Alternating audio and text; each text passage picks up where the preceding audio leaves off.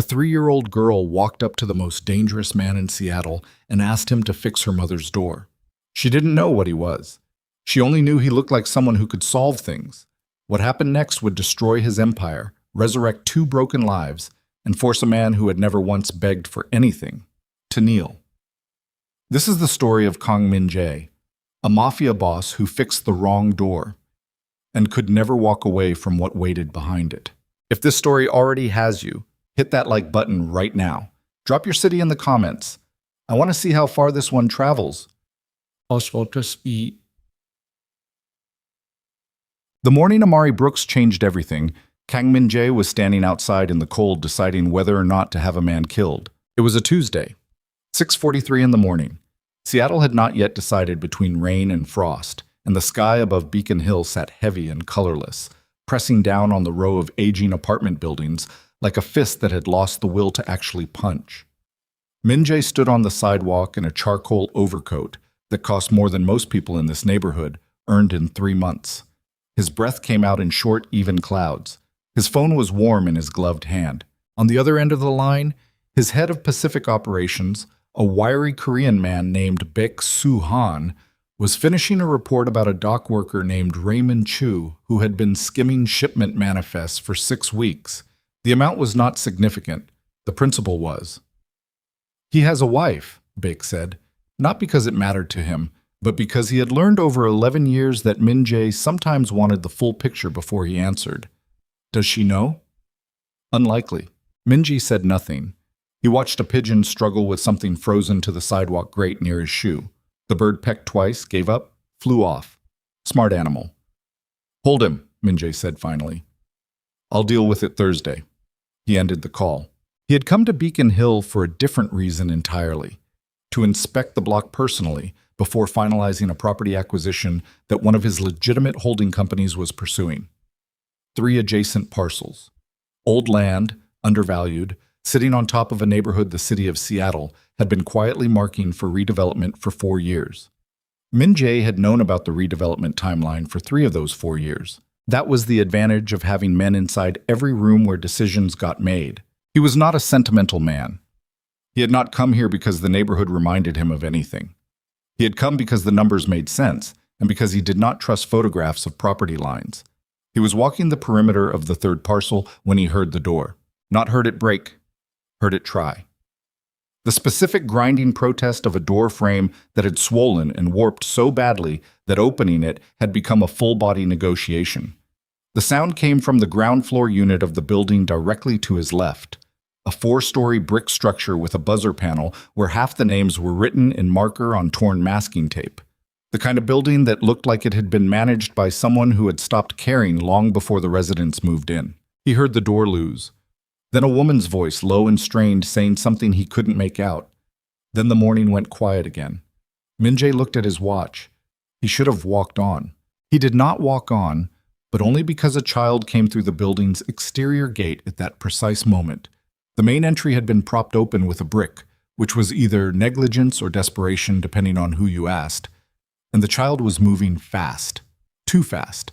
The kind of fast that happens when a small person has spotted something interesting and has not yet learned that interesting things sometimes bite. She was maybe 3 years old. She was wearing a yellow coat 2 sizes too large and 1 boot that was on the wrong foot. She had no hat. Her hair was done up in 2 puffs that had survived the night but were beginning to negotiate their release from their bands.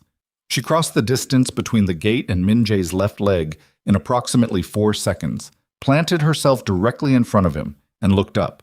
She had no fear whatsoever. That was the first thing that registered in Min-jae's mind with any clarity.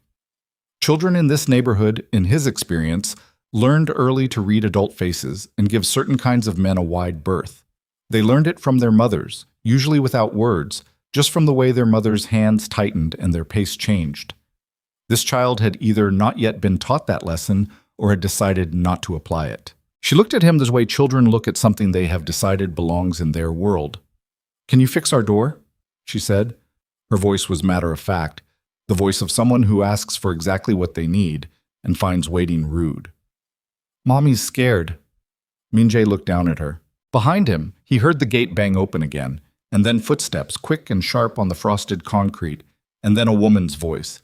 different from the one he'd heard inside, sharper with panic, saying, "Amari, Amari, come here right now!"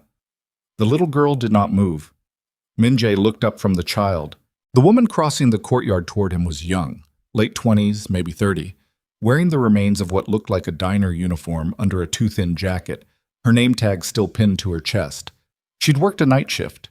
He could see it in the set of her shoulders, in the specific exhaustion that lived in a person's face when they had been awake for 17 hours and were still trying to hold everything upright through sheer force of will. Her skin was dark and smooth, and her eyes were the kind of tired that went several layers deeper than sleep debt. She stopped a few feet away. She looked at her daughter. She looked at him.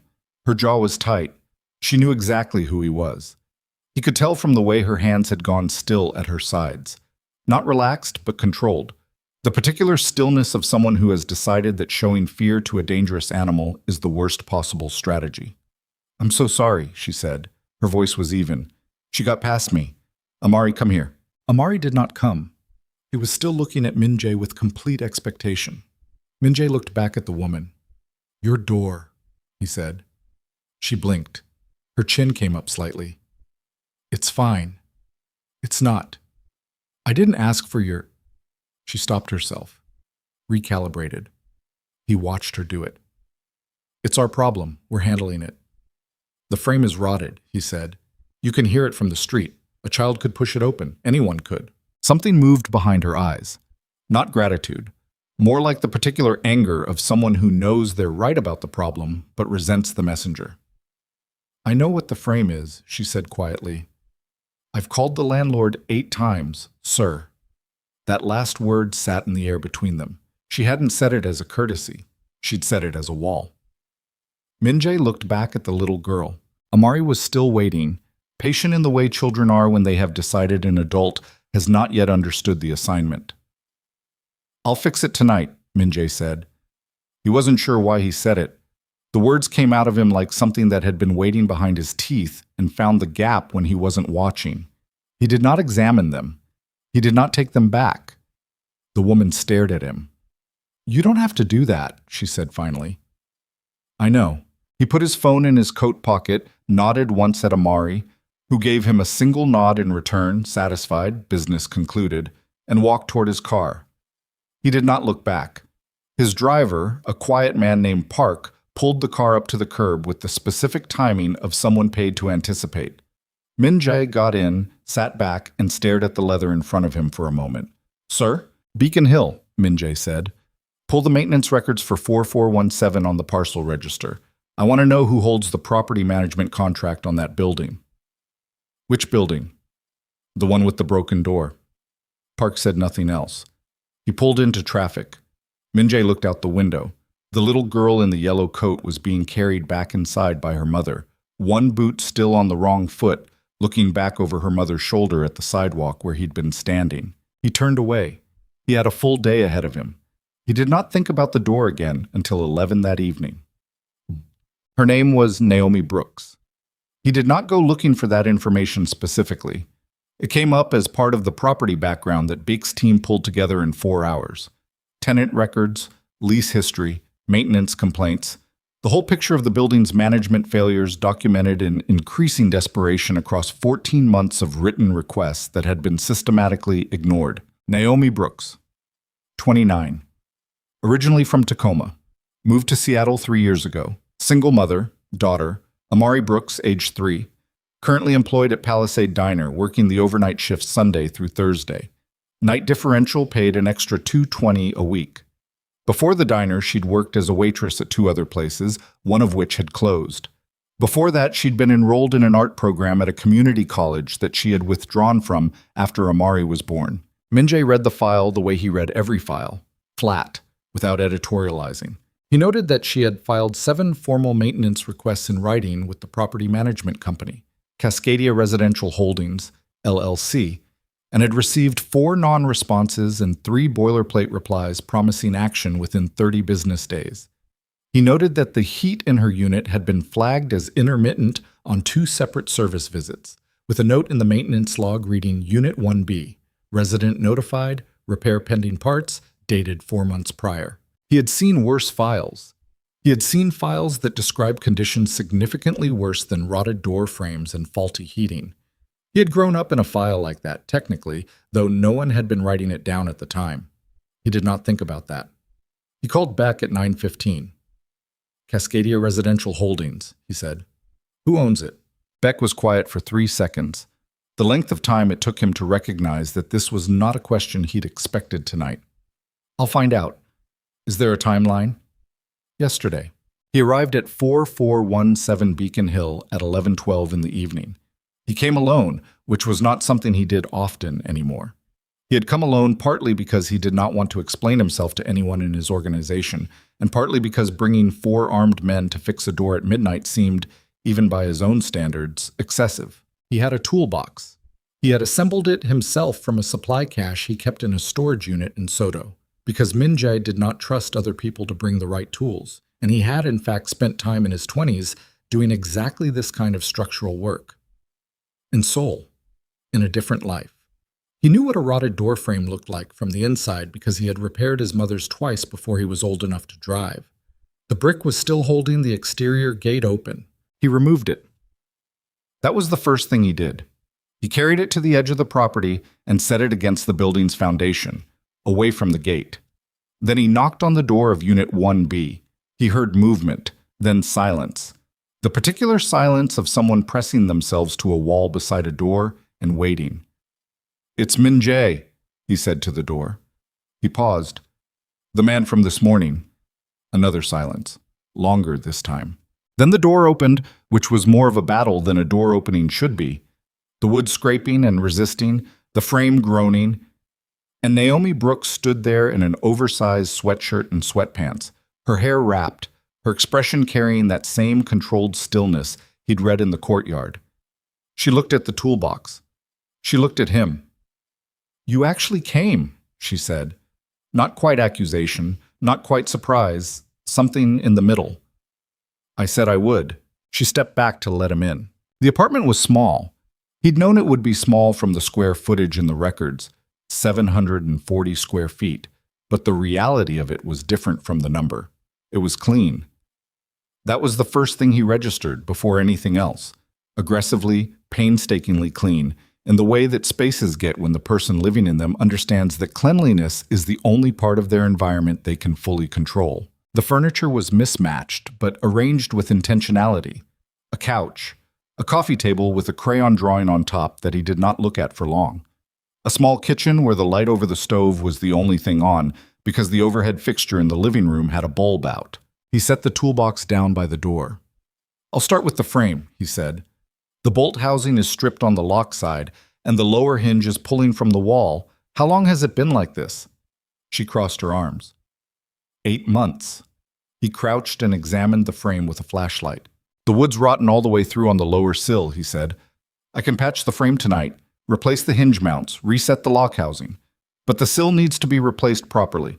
I can come back. She was quiet for a moment. He heard the apartment settling around them, the specific acoustic presence of a building that was old and tired.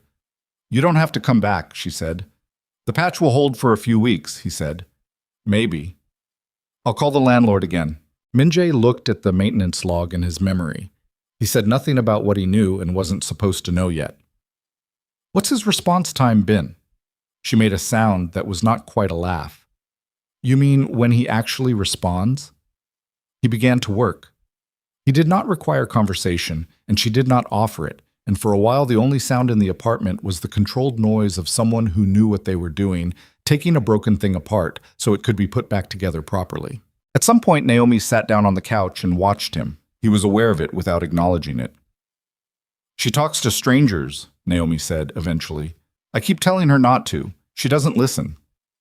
Most 3-year-olds don't. She especially doesn't. She paused.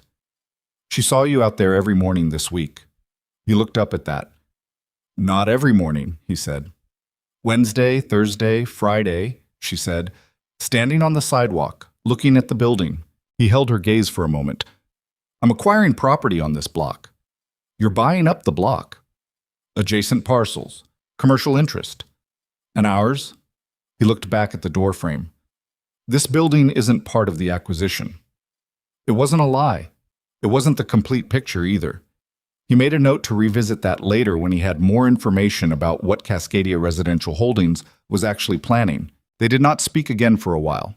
He reset the lower hinge with fresh anchoring bolts into solid wall studs, replaced the stripped bolt housing with a heavier gauge unit he'd brought, and shimmied the frame on the weak side.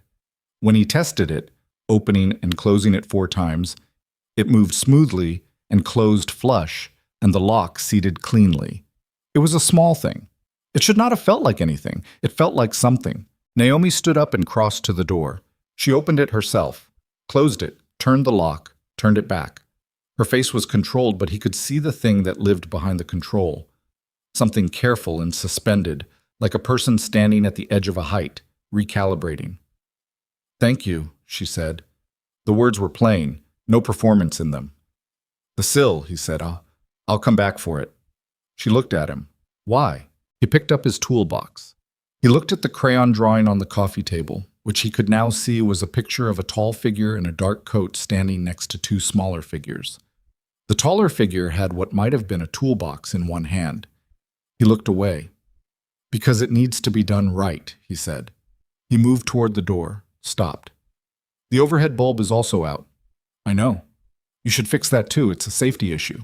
She opened the door for him with one smooth pull, and for the first time he heard it swing without complaint. "Good night," she said.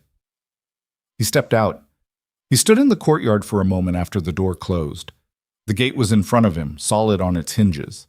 The brick he had moved was sitting against the foundation. He reached down and picked it up, turned it over once in his hands, and set it in the small strip of dead planting bed beside the gate, pushed into the dirt, out of the way. He walked to his car. He called Beck from the car. "Cascadia Residential Holdings," he said. "Find out if they have any pending plans for that block.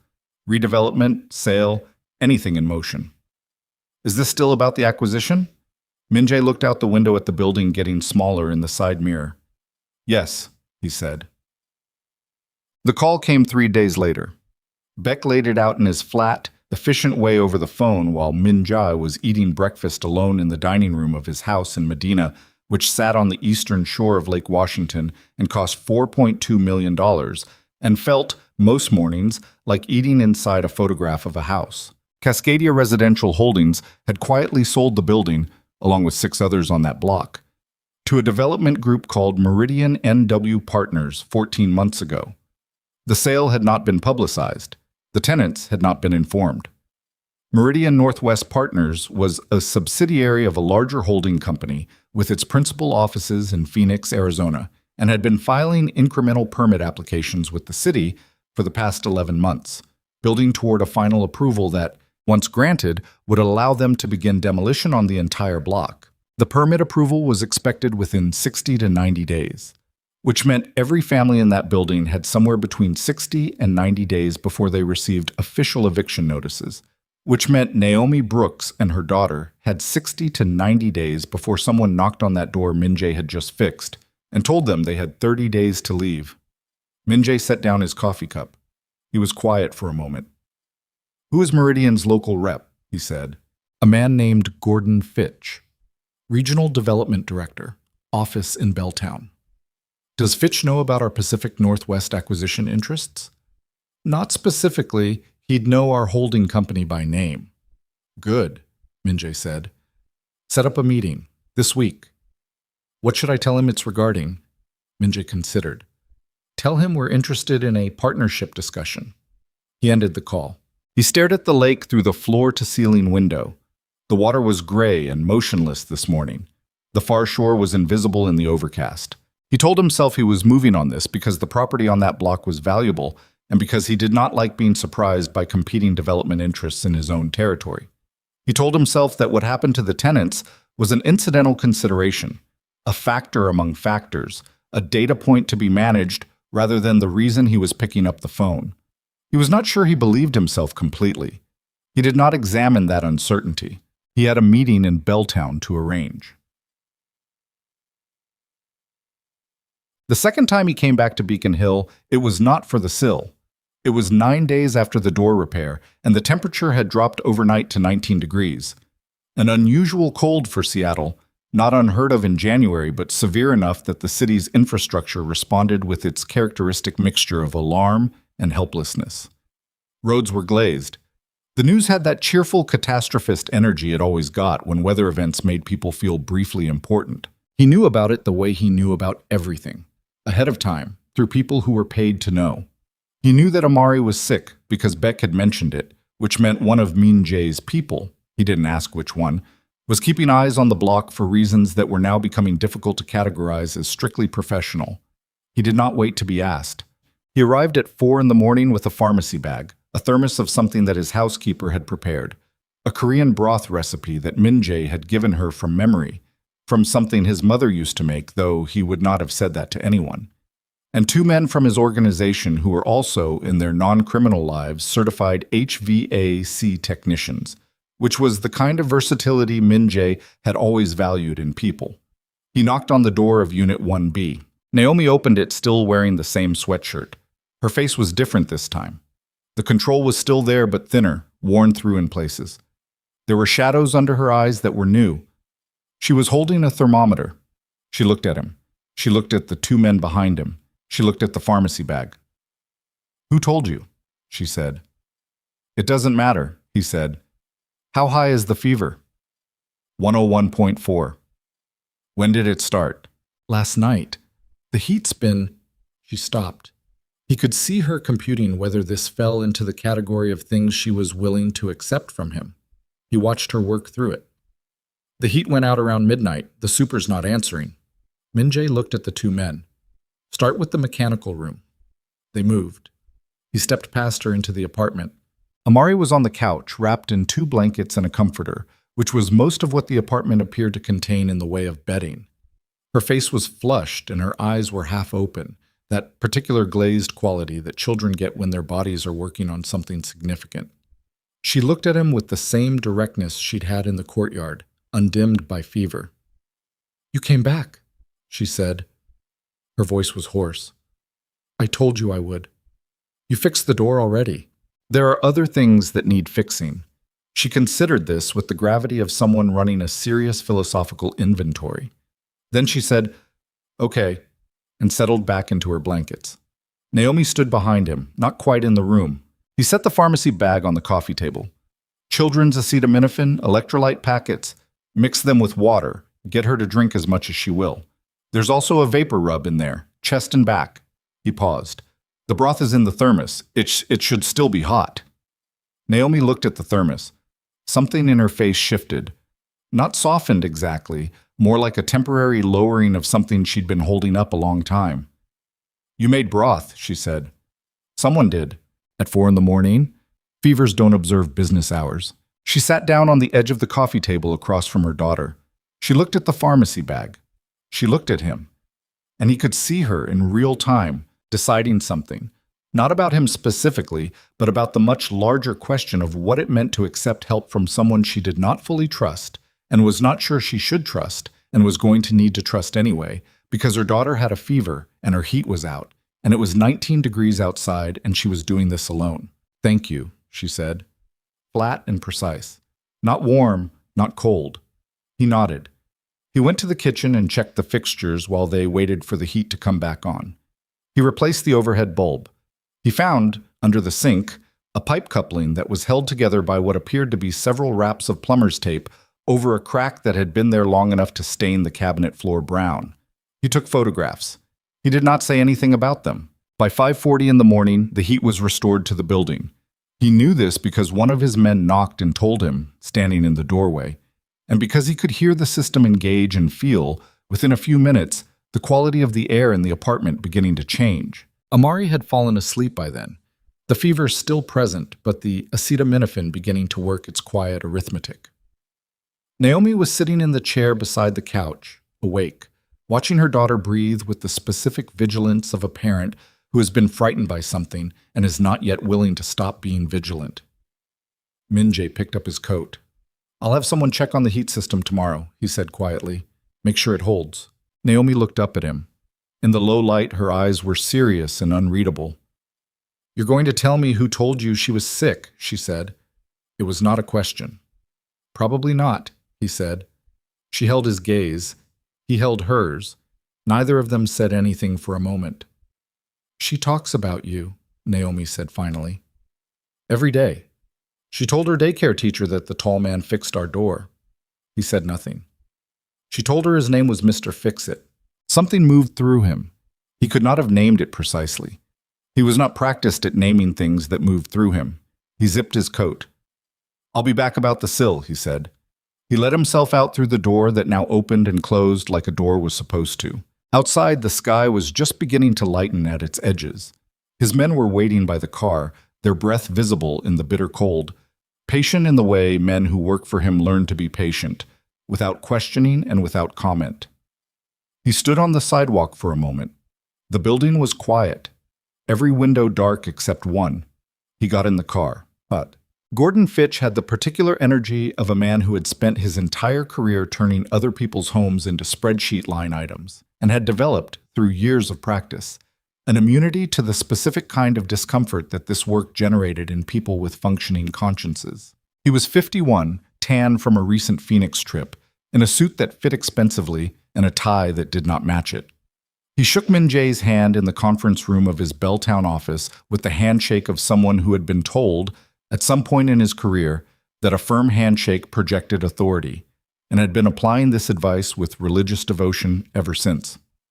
"Mr. Kang," he said, "big admirer of your Pacific Northwest portfolio, the industrial work especially."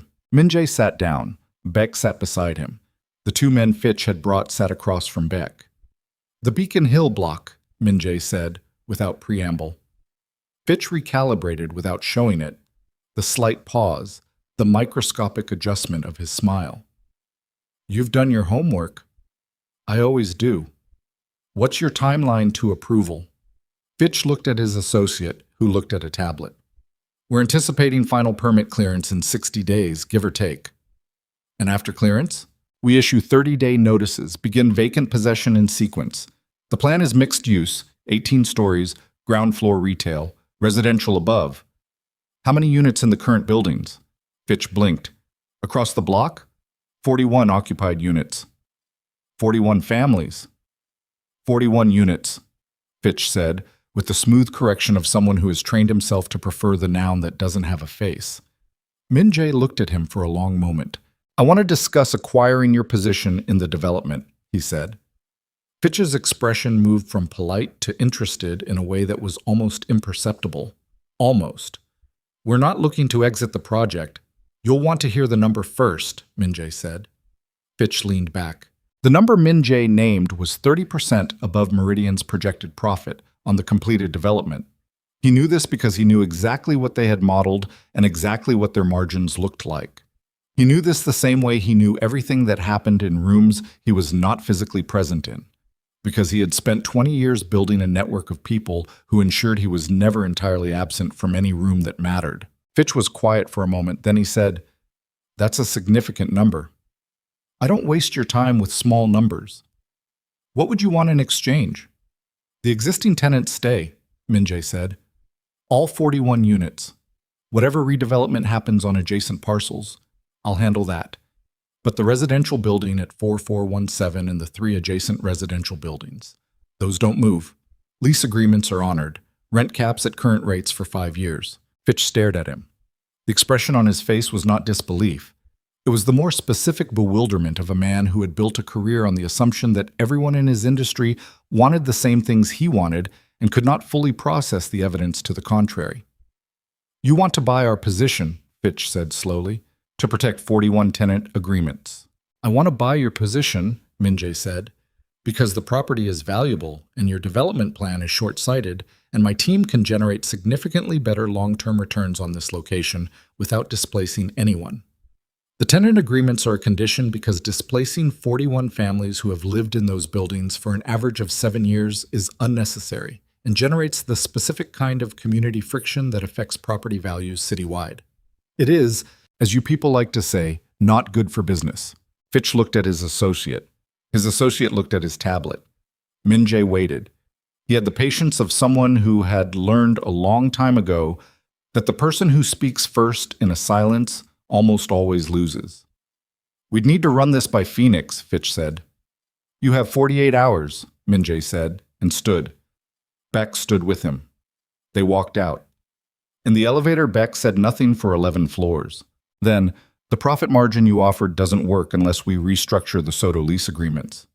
I know. And the 5-year rent caps will reduce overall yield on the residential portfolio by, I know what it reduces by, Suhan. A pause. There are 41 units on that block, Beck said carefully. Is this about the door? Min-jae watched the elevator numbers descend. It's about the property values, he said. Beck said nothing else. The elevator opened. They stepped out into the Belltown street and the cold hit them both, and Min-jae put his hands in his pockets and thought about a pipe coupling under a kitchen sink held together by plumber's tape, and a child with a fever sleeping under every blanket in the apartment, and a woman who said thank you, like she was handing something over that she was not sure she was going to get back. He thought about his mother's apartment in Seoul, where the door had stuck for 2 winters before he was big enough to fix it. He did not think about that for long. He had work to do. Phoenix called back in 31 hours. The answer was yes. Min-jae was in his study when Beck delivered the news, standing in the doorway with the flat expression he wore when he had something to report that he had not entirely processed yet. Fitch accepted, Beck said, with 2 modifications to the acquisition structure, both minor, both manageable. Min-jae nodded. He was reading something. He finished the paragraph. And the tenant protections? He said. Included as stipulated. Council is drafting the binding agreement with the rent caps and lease continuations attached as exhibits. Good. He turned a page. Beck remained in the doorway. Min-jae looked up. Was there something else?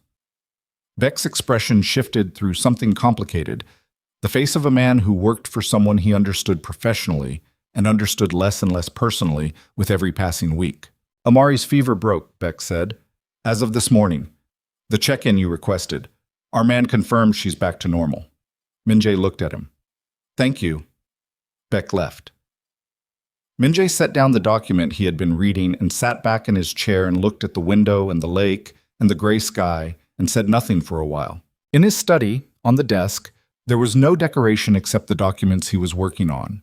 No photographs, no personal items. The room looked exactly like what it was. The command center of a man who had structured his entire interior life around the business of never being caught off guard. Every variable anticipated, every risk priced, every relationship managed to a clear and calculable purpose. It was a good life, technically. He was very good at it. He thought about the crayon drawing on Naomi's coffee table, the tall figure in the dark coat. He thought about Amari looking up at him from her blankets and saying, "You came back," with the uncomplicated confidence of someone for whom the world still operated on the assumption that people who said they would do a thing actually did it.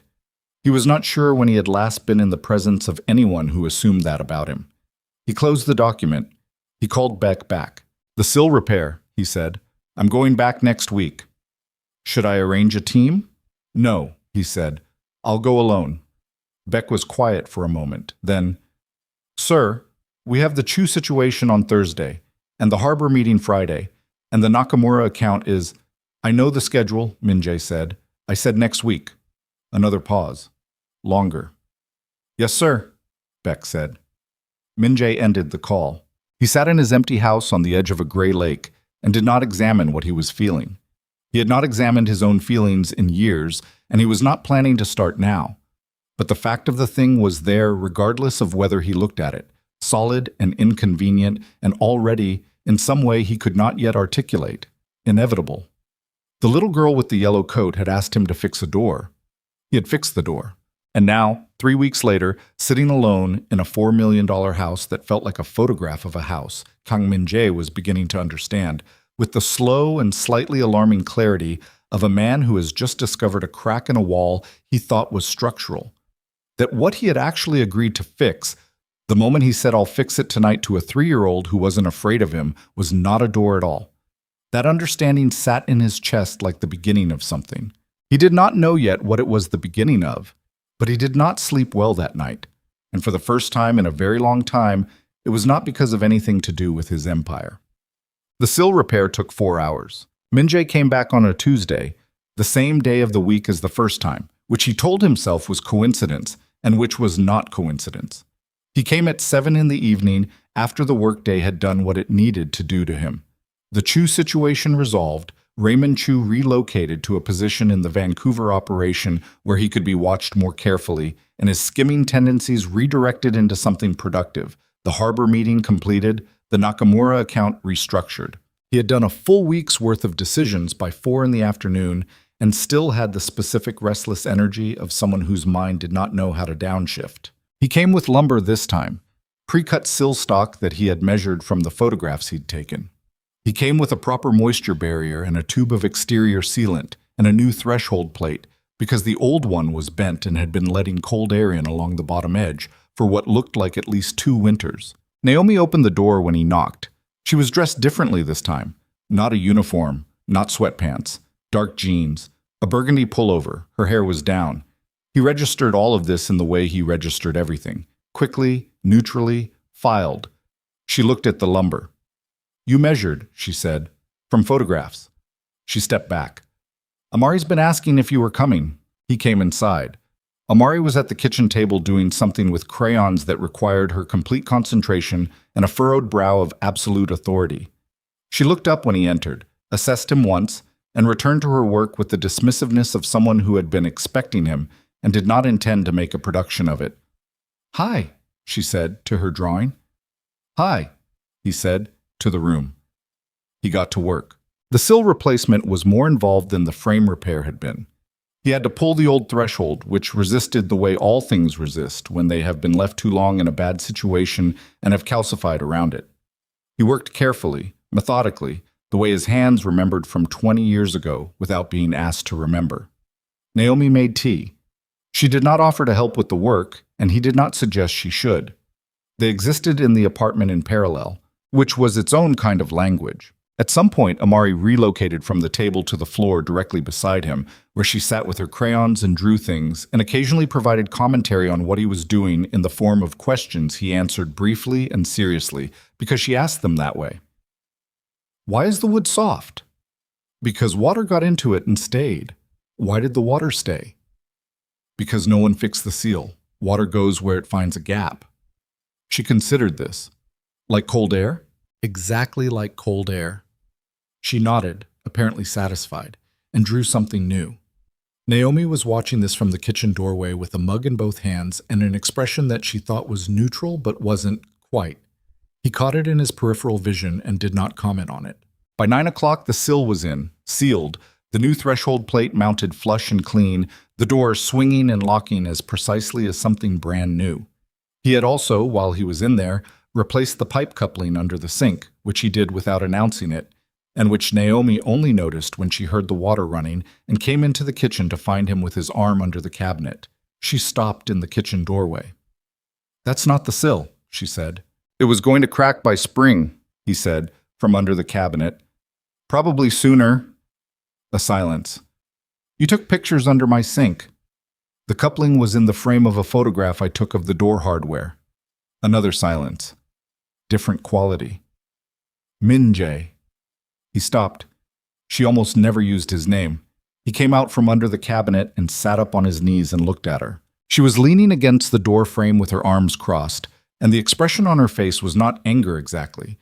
It was the complicated thing that sits on the other side of anger, the thing that anger is usually protecting. "I need to know what this is," she said. He held her gaze. "What do you think it is?" "I think," she said carefully, "that you are a very powerful man who has decided to take an interest in us. And I don't know why. And I need to know why before this goes further." "Before what goes further?" "Before Amari gets more attached than she already is." She paused. "Before I do." He was quiet for a moment. He cleaned his hands on a shop rag. He stood up. "I'm acquiring property on this block," he said. "I told you that." "You also negotiated tenant protections into the deal," she said. "Mrs. Kim on the 3rd floor told me. She said a property company called her last week to confirm her lease was secured for 5 years with a rent cap. She was crying when she told me." Naomi's voice was even. "She's 72 years old and she'd been packing boxes." He said nothing. "Was that you?" A beat. "Yes," he said. She held his gaze for a long moment. Then she looked away toward the window and he could see her working through something large and complicated, turning it over. "I can't owe you that much," she said quietly. "I don't know how to be in debt to someone like you." "It wasn't done as a debt." "Then what was it done as?" He didn't answer immediately. The honest answer was one he hadn't fully articulated to himself yet. He was not prepared to articulate it to her first. "It was done," he said, "because it needed to be done." She looked back at him. The thing in her expression was still there, complex and suspended and not quite resolved. "That's not an answer," she said. "It's the only one I have right now." She looked at him for another long moment. Then she unfolded her arms. She picked up his empty mug from the counter and refilled it without asking. She set it down in front of him. "Amari drew you something," she said. "She made me promise not to give it to you until the door was completely done. Both times." He looked at her. She went to the other room and came back with a folded piece of construction paper. She held it out. He took it. He unfolded it. It was a house, a large house with a big door, drawn in the emphatic crayon style of someone who knows exactly what they mean to communicate and trusts the medium completely. In front of the house were 3 figures, 2 small ones and 1 tall one in a dark coat. The tall one was holding the hands of both small ones. Under the house, in uneven block letters that had required significant effort, "Home." He stood in Naomi's kitchen, holding a piece of construction paper, and did not say anything for a moment that was several seconds longer than any pause he normally allowed himself. "She says it's your house too," Naomi said from across the kitchen. Her voice was quiet. "I told her you have your own house. She said that's not what she meant." He folded the drawing carefully along its original crease. He put it in his coat pocket. "Thank you," he said. The words came out differently than they usually did. Naomi looked at her mug. "Yeah," she said. He put the drawing in the center drawer of his study desk when he got home. He did not look at it again that night, but he was aware of it in the drawer, the way you are aware of something that has changed the weight of a room. He sat at his desk and pulled the Nakamura file and read for an hour and absorbed nothing. He called Beck at 11. "The Terrence Cole inquiry, and," he said. Beck was quiet for half a second. The pause of recognition. "You want me to open that file? Has anyone opened it? I had a preliminary run 3 weeks ago. Standard background on anyone proximate to a person of interest. And? Cole? Terrence Marcus, 33, 2 priors, 1 domestic assault, charges dropped, 2019. 1 aggravated harassment, 2022, pleaded disorderly conduct. Last known address, Tacoma. Currently employed as a shift supervisor at a warehouse in Renton." A pause. "He had a daughter with a Naomi Brooks, Seattle. No custody arrangement on record. No child support filed." Min Jae was quiet. "He's been in contact with her?" he said. "Not that I can confirm. No recent activity that rises to our level of documentation." "Keep the file open," Min Jae said. "I want to know if he moves." "Toward Seattle, specifically?" "Toward her specifically." Beck said yes, sir, and ended the call. Min Jae sat back and looked at the ceiling. He did not know Terrence Cole. He knew the shape of a man like Terrence Cole, the specific geometry of someone who abandons a woman with a child and then returns at intervals that coincide with his own needs rather than theirs. He had seen that shape before, up close, in a different country, in a different decade of his life. He understood the pattern with the cold, comprehensive fluency of someone who had once been the child waiting by the door when that shape came back around. He opened the center drawer. He did not take the drawing out. He just looked at it. Then he closed the drawer and went to bed. The birthday was Amari's idea, but Naomi was the one who told him about it, which meant it was also Naomi's idea in the way that things are your idea when you allow them to happen. It was a Saturday in early March.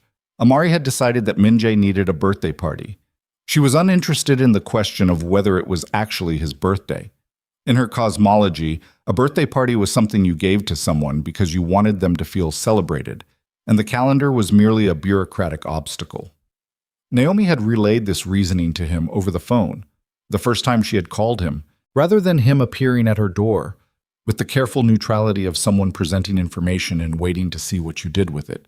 "She wants to make cupcakes," Naomi said. "She's been talking about it for 6 days. It's not my birthday," he said. "I told her that." What did she say? A pause. He could hear the slight shift in Naomi's voice that happened when she was suppressing something. She said, and I quote, "It doesn't matter when your birthday is, it matters that you have one." He was quiet. "You don't have to come," Naomi said. "I can tell her you were busy." "What time?" he said. The silence on her end lasted exactly long enough to be meaningful. 4 o'clock, she said. "Don't wear anything you care about." She takes the frosting component very seriously. He arrived at 4 with nothing, because he had not known what to bring, and had spent longer than he would admit standing in his kitchen that morning in a state of unusual indecision, before deciding that arriving empty-handed was more honest than arriving with something calculated.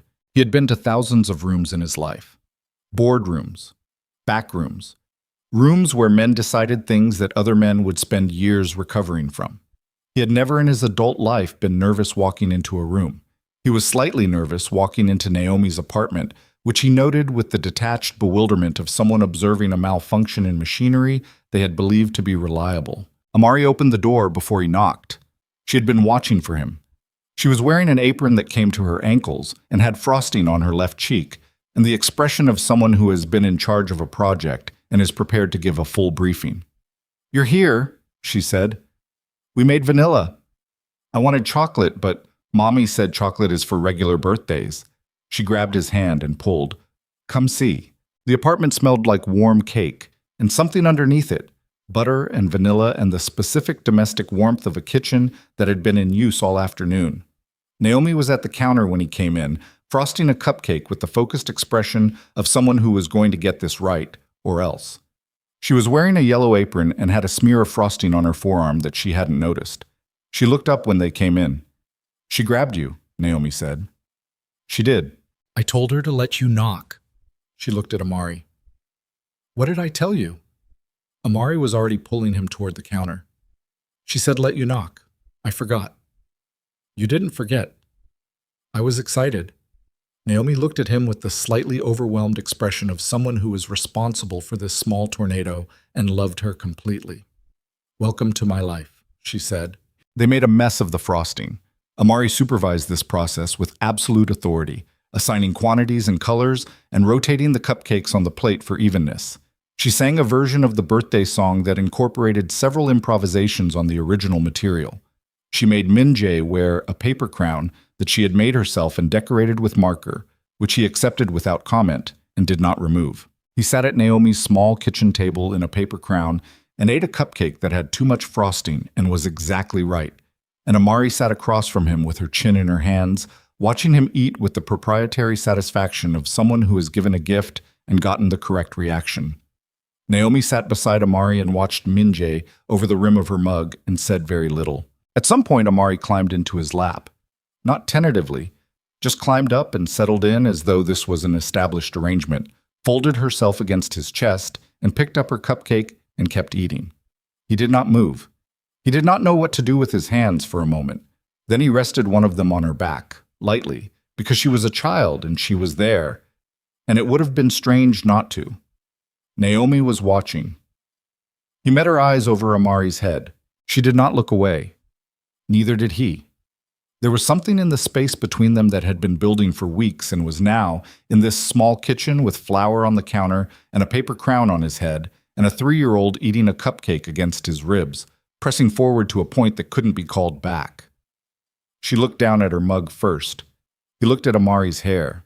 After the cupcakes, after Amari had crashed from the sugar in the specific total system shutdown way of children, after Naomi had carried her to bed and come back to the kitchen to find him washing the mixing bowls, which she stopped in the doorway to observe for a moment before saying nothing and picking up a dish towel. After all of that, they stood side by side at the sink in the quiet apartment and did the dishes. "She's never done that before," Naomi said. Her voice was careful. "Done what?" "Climbed onto someone like that." She paused. She's cautious with men, usually. She learned it from me." A beat. "I didn't mean to teach her to be scared of men. You taught her to be careful," he said. "That's different from scared." She was quiet. "Her father," he said. She dried a bowl. "What about him?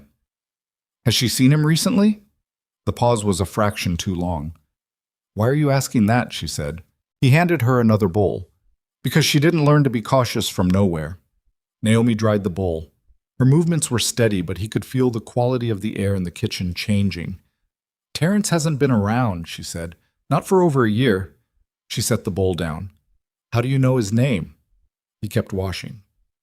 Min Jae. I run background on people who are relevant to situations I'm managing, he said. Terrence Cole is relevant. She turned to face him fully. He kept his hands in the water. Relevant to what situation? She said. To your safety. My safety. Her voice had gone flat.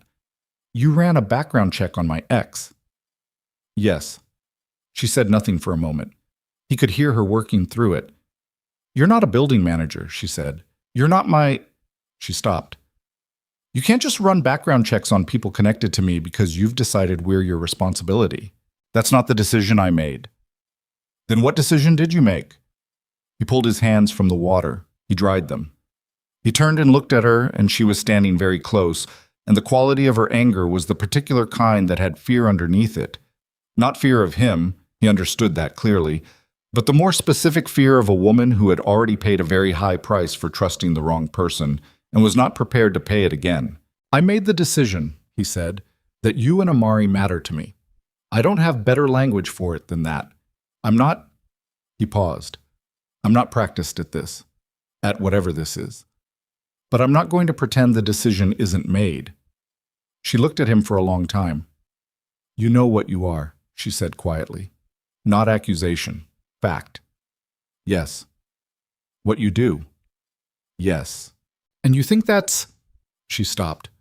Amari is 3 years old. She has your name in her head. She made you a birthday party. Her voice cracked on the last word, just barely. If something happens to you, or if you decide this is...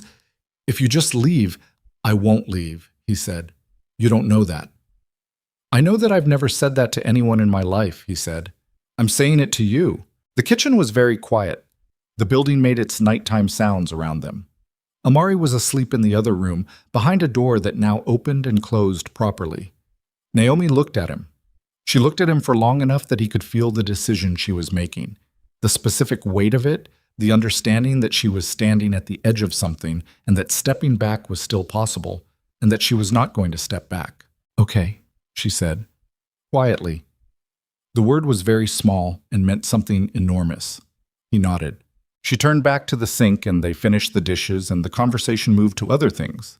Amari's daycare schedule, a gallery on Capitol Hill that Naomi mentioned almost in passing, as though it were not important, that she had walked past last week and stopped outside for longer than she'd intended. And the space between them on the kitchen floor was an inch shorter than it had been an hour ago. Terrence Cole called on a Thursday. Min Jae was in a meeting when Bake stepped in, which Beck never did unless it was necessary, and set a folded note on the corner of Min Jae's desk with the flat expression he used when the news was the kind that required the person receiving it to decide how they felt about it in private. Min Jae unfolded the note. T. Cole, inbound to Seattle. Arrived this a.m. Hotel, Rainier Motor Inn, Soto. Called her cell at 11:40. He folded the note. He looked at his hands on the desk for a moment. The meeting continued around him. Someone was talking about port logistics, and someone else was talking about the Nakamura timeline, and the voices were a low, continuous sound like weather. Excuse me, he said, to the room. He stepped out. He called Naomi from the hallway. She picked up on the second ring. He called you this morning, Min Jae said. A silence that told him everything. I was going to tell you, she said. What did he want? Her breath on the line. Money. He said he needed help with...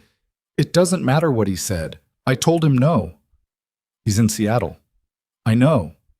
Her voice was controlled, but he could hear the effort in it. I told him not to come to the apartment. And? He said he just wanted to see Amari, that he had rights. He doesn't have rights, Min Jae said. There is no custody order. He has no legal standing. I know that. Does he? A pause. He's not a legal problem, Min Jae. He's a Terrence problem. She exhaled. I've handled Terrence before. You shouldn't have to handle him again. I know. Her voice was quieter now, but I need you to let me handle it, okay?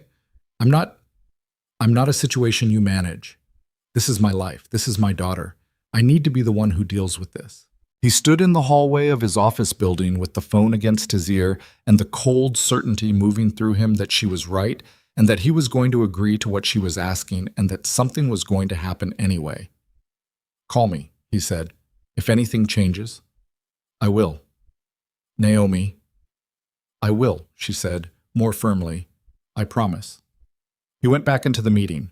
He heard nothing from her for 4 days. On the 5th day at 6:17 in the evening, his phone rang.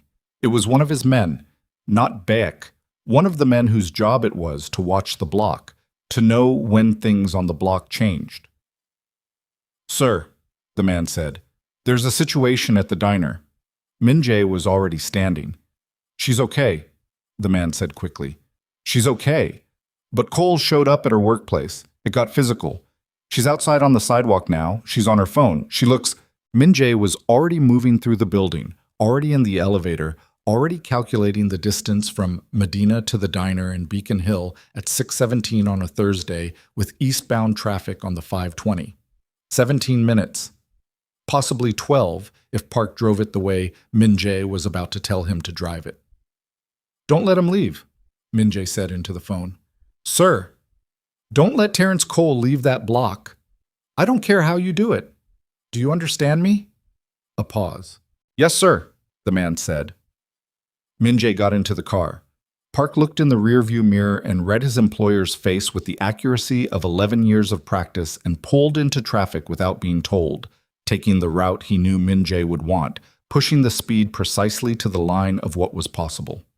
Min-jae sat in the back and looked at his hands and said nothing. Something had broken in the arrangement he had made with himself about how this would go. He had told himself he would let her handle it. He had told himself she was not a situation he managed. Both of those things were still true, and neither of them was the point anymore. Because the point was that a man had put his hands on her, and she was standing on a sidewalk, and everything in Min-jae that had spent 20 years being cold and precise and unreachable was now... The car was still moving when Min-jae saw her. She was standing on the sidewalk outside the diner in the cold with her arms wrapped around herself and her phone in her hand and her name tag still on. There was a split on her lower lip. Small. The kind that comes from a specific kind of impact. A hand connecting with a face while the person receiving it was already turning away, trying to get distance. He knew what that looked like. He had seen it before in other contexts, on other faces, and the recognition of it moved through him now like something chemical. Park had not fully stopped the car before Min-jae opened the door. She saw him coming, and her face did the thing it did when she was trying to control her reaction and was slightly behind on the effort. Her eyes went to the split on her own lip reflexively, as though she had forgotten about it, and his expression reminded her. I'm okay, she said, before he reached her. He stopped in front of her. He looked at her lip. He looked at her eyes. He looked at the set of her shoulders and the way she was holding her own arms, and the specific way she was standing, upright, deliberate, the posture of someone who has decided that staying upright is the thing they are doing right now, and everything else comes after. Where is he? Min-jae said. Min-jae, where? She looked past him at the street. He left.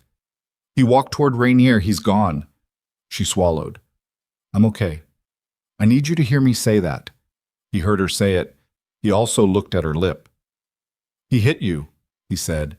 He pushed me into the doorframe when I tried to walk away from him. Her voice was even. My lip caught the edge. It was incidental. Incidental. You know what I mean. He did know what she meant. He also knew that incidental damage was still damage, and that Terrence Cole had made a decision tonight about what he was willing to do to her body in a public place with witnesses, and that decision was relevant information. His phone was in his hand. He called the man he told not to let Cole leave the block. Where is he? Min-jae said. Heading north on Rainier on foot. My guy is keeping distance. Keep him in sight. Don't approach. Don't lose him. He ended the call. Naomi was watching him. What does that mean? Min-jae? What are you doing? Making sure I know where he is. And then what? He looked at her. The question sat between them in the cold air. And then he doesn't do this again, Min-jae said. She held his gaze. She was not afraid of his answer. He could see that clearly. But she was afraid of something adjacent to it. The version of tonight where things escalated beyond her ability to understand or reverse. I have to go get Amari from daycare, she said. She's been there since 3. I'm late. I'll drive you. You don't? I'll drive you, he said again. She looked at him for a moment. Then she uncrossed her arms. She nodded, once. They rode in silence to the daycare. Park drove. Min-jae sat beside Naomi in the back and said nothing, and she said nothing, and the city moved past the windows. At one point, her hand moved on the seat between them, not toward him, just moved, a small restless adjustment, and then went still. Amari was in the daycare's reading corner when they arrived, being read to by a staff member, and when she saw Min-jae in the doorway behind her mother, her face opened into something complete and uncomplicated that hit him in the chest with a force entirely disproportionate to the gesture. You came too, she said. I came too, he said. She gathered her backpack and her jacket and her drawing from the day. He noted it contained, again, a tall figure in a dark coat, and took his hand on the way out to the car without asking. He let her. He went back to the block alone. He told himself he was going to talk to Terrence Cole. He told himself it would be a conversation. He was aware, in the precise and honest part of himself that he rarely consulted, that calling it a conversation was optimistic. Cole was at the Rainier Motor Inn, room 14, which Min-jae's man had confirmed by 9:30 that evening. The motel was the specific kind of place that existed in every American city, the kind where the ice machine worked intermittently and the lock on the door required a firm shoulder and nobody on staff asked questions they didn't need answered. Min-jae knew this kind of place the way he knew every geography of desperation. He had conducted business in worse. He knocked. Terrence Cole opened the door in a white undershirt and jeans and the defensive posture of a man who had been sitting in a small room waiting to see what tonight was going to cost him. He was tall, broad, with the kind of face that had probably been attractive before a decade of bad decisions worked on it. He looked at Min-jae. He looked at the empty hallway behind Min-jae. He looked back at Min-jae. He had not yet decided to be scared. He was trying to figure out if he needed to be. You know who I am, Min-jae said. Not a question. Cole's jaw moved. I've heard things. Then you understand that I'm not here because I'm required to be, Min-jae said. I'm here because I chose to be. That's a distinction that should matter to you. Cole didn't move back from the doorway. He was the kind of man who had learned that moving back invited more forward motion. She send you? No. Then this is none of your business. Min-jae looked at him. She has a split lip. Something moved in Cole's face that was not quite guilt and not quite defiance. A kind of muscular reflex where guilt would be, in a person who had not spent years converting guilt into resentment. She walked into the... Don't, Min-jae said very quietly. Cole stopped. The hallway was empty. The ice machine at the end of the corridor groaned once and went quiet.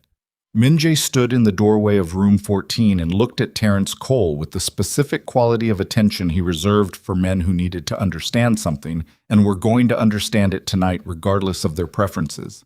Here's what's going to happen, Min-jae said. You're going to leave Seattle tonight. You're not going to contact Naomi Brooks again. You're not going to contact Amari. You're not going to appear at her workplace, her building, her daughter's daycare, anywhere on that block. You're going to do this because it's the correct decision and because the alternative to making correct decisions when someone like me is in your doorway is something I don't think you've fully priced yet. Cole's nostrils flared.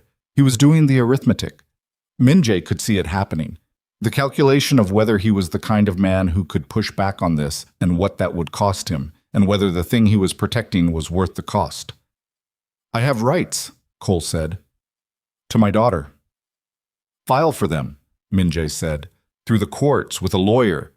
That's how it works. You don't touch her mother. You don't know what she... Yeah, I know what you did tonight, Min-jae said. I know what you did in 2019 and what you pled down to in 2022. I know the shape of this, Terrence. I've known men like you since I was 8 years old. He paused. And I'm telling you clearly, this is the conversation where it stops.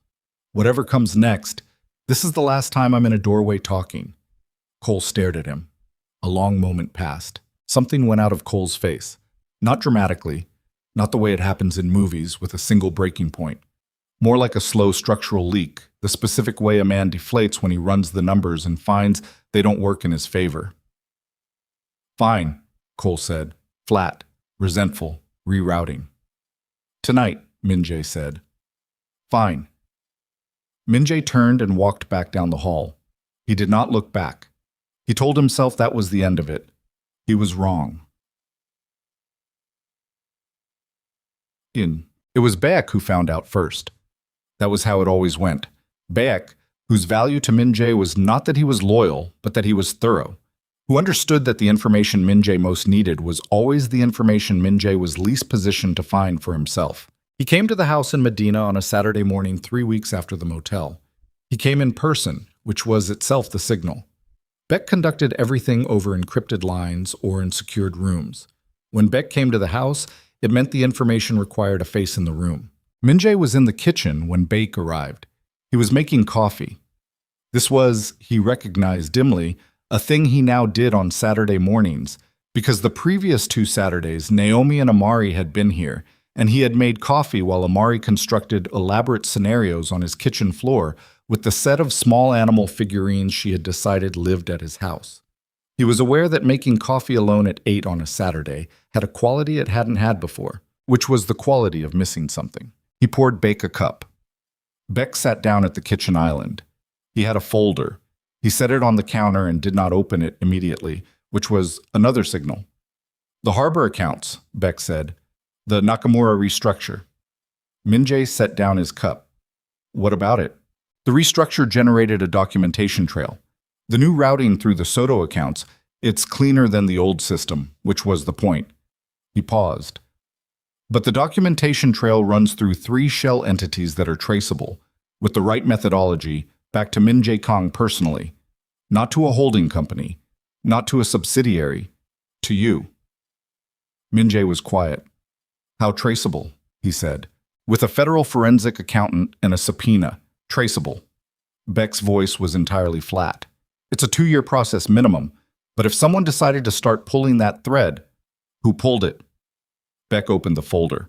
The name on the top page was not one Min-jae had expected. It was not a rival. It was not a federal agency. It was not any of the dozen entities he had spent 20 years watching for precisely this kind of maneuver. It was Gordon Fitch. Min-jae picked up the page. Fitch went back to Phoenix after we closed the acquisition, Baek said. We knew that. What we didn't know, what I didn't confirm until Thursday, was that before he left, he made contact with a federal organized crime task force operating out of the Seattle field office. He gave them a preliminary briefing, general information about the Pacific Northwest portfolio, enough to open a preliminary inquiry. A pause. He also gave them something specific. What? He told them that Kang Min-jae had recently acquired a residential block in Beacon Hill at below-market terms, under conditions he described as, Baek looked at the page, inconsistent with standard commercial practice and potentially connected to territorial enforcement activity. Min-jae set the page down. He understood what Fitch had done. Fitch had taken the transaction that Min-jae had structured to protect 41 families and reframed it, for the benefit of federal investigators, as evidence of criminal territorial consolidation. He had taken the most human thing Min-jae had done in years and turned it into the sharpest possible instrument against him. Why? Min-jae said. Not with anger. With the cold, genuine curiosity of a man who needs to understand the mechanism of a thing before he responds to it.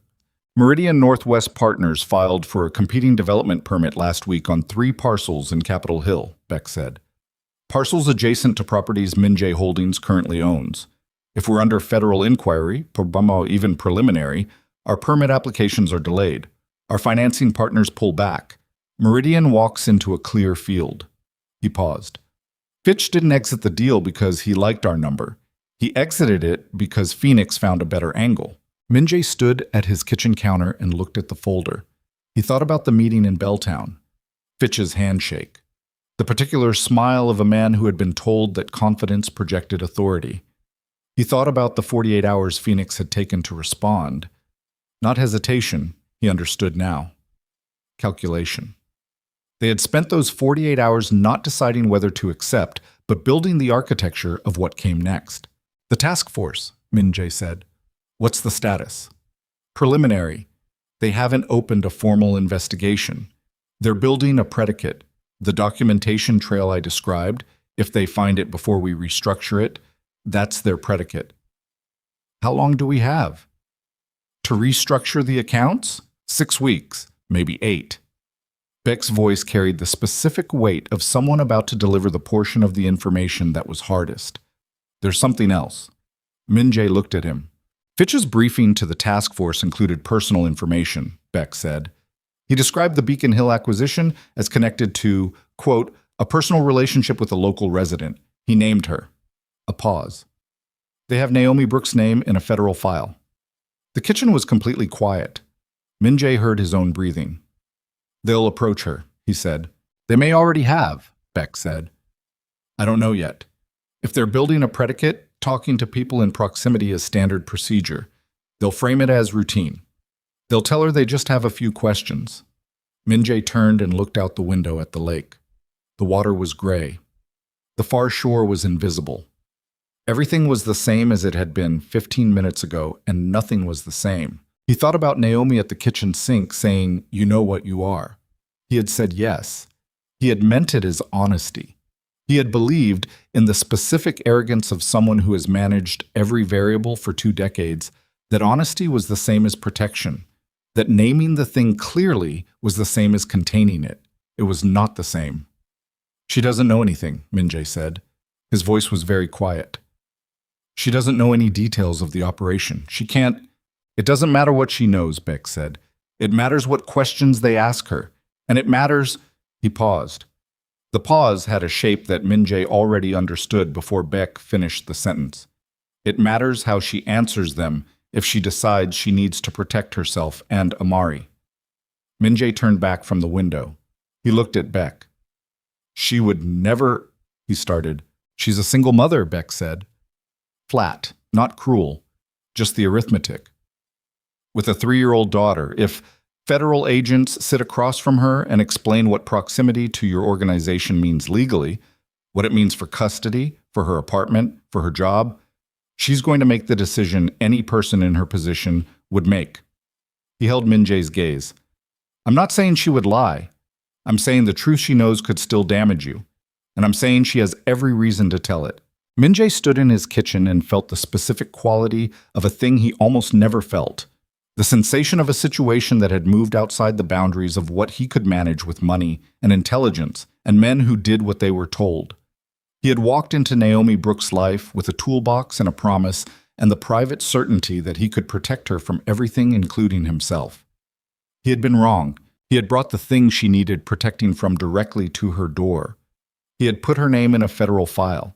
He had made her and her daughter collateral in a war she didn't know was happening, a war he had spent 3 months telling himself had nothing to do with her. He looked at the folder on the counter. He looked at Bayek. Assemble the restructuring team, he said. His voice had the quality it got when everything personal had been set aside and what was left was pure function. I want the Soto accounts cleaned in 30 days, not 60. I want Fitch's federal contact identified, and I want to know the moment anyone from that task force makes contact with anyone on Beacon Hill. Yes, sir. Go. Beck went. Min Jae stood alone in his kitchen. The coffee was cold. He didn't drink it. He picked up his phone and looked at Naomi's name in his contacts and set the phone face down on the counter. He needed to tell her. He understood that with complete clarity. She needed to know that her name was in a federal file. She needed to know what questions to expect and what to say and what rights she had, and she needed to know it from him, in person, before she heard it from anyone else. He also understood, with the same clarity, sitting in the same moment, that walking into her apartment and telling her was the same as walking into her apartment and detonating everything they had built. Because Naomi Brooks was not a woman who would hear federal investigators may contact you because of your connection to my criminal organization and respond by moving closer. She was a woman who had spent 3 years building a life for her daughter from almost nothing, who had accepted help 1 inch at a time because each inch cost her something, who had stood in her kitchen and said, I need to know what this is before she was willing to let it be anything. If he told her tonight, she might walk away. If he didn't tell her, if the task force reached her first, cold, official, with their questions and their implications, she would have no choice but to walk away. There was no version of this where he protected her by staying close. He picked up the phone. He dialed. She answered on the third ring, her voice warm with the particular ease that had developed between them over 3 months of phone calls and shared Saturday mornings, a warmth he had not known how to receive for the first several weeks and had gradually, dangerously, come to rely on. "Hey," she said, "Amari just asked if you were coming for dinner." He closed his eyes for 1 second. "I need to come over," he said. "Tonight. There's something I need to tell you." The warmth in her voice changed. Not gone. Recalibrated. She heard the register of his voice the way she had learned to hear it. "Okay," she said carefully. "How bad?" He looked out at the gray lake. "I don't know yet," he said. "I'll be there in an hour." He ended the call. He stood in the kitchen for a moment longer. Then he went to his study and opened the center drawer and took out the drawing. The house, the 3 figures, the word home in Amari's uneven block letters. And he looked at it for a long time. He put it back in the drawer. He put on his coat. He got in the car. And somewhere across the city, in a federal field office on 2nd Avenue, a task force coordinator was opening a preliminary file on Kangmin J and writing in the subject field a single line that would take 2 years to prove and cost everything. Known associates. Personal relationship, Beacon Hill, Brooks, Naomi D., age 29, civilian. The file was 4 pages. By morning, it would be. The warehouse in Sodo smelled like rust and standing water, and the specific chemical flatness of a space that had been used for things that didn't get written down. Min-jae stood in the center of it and waited. He had been waiting for 11 minutes.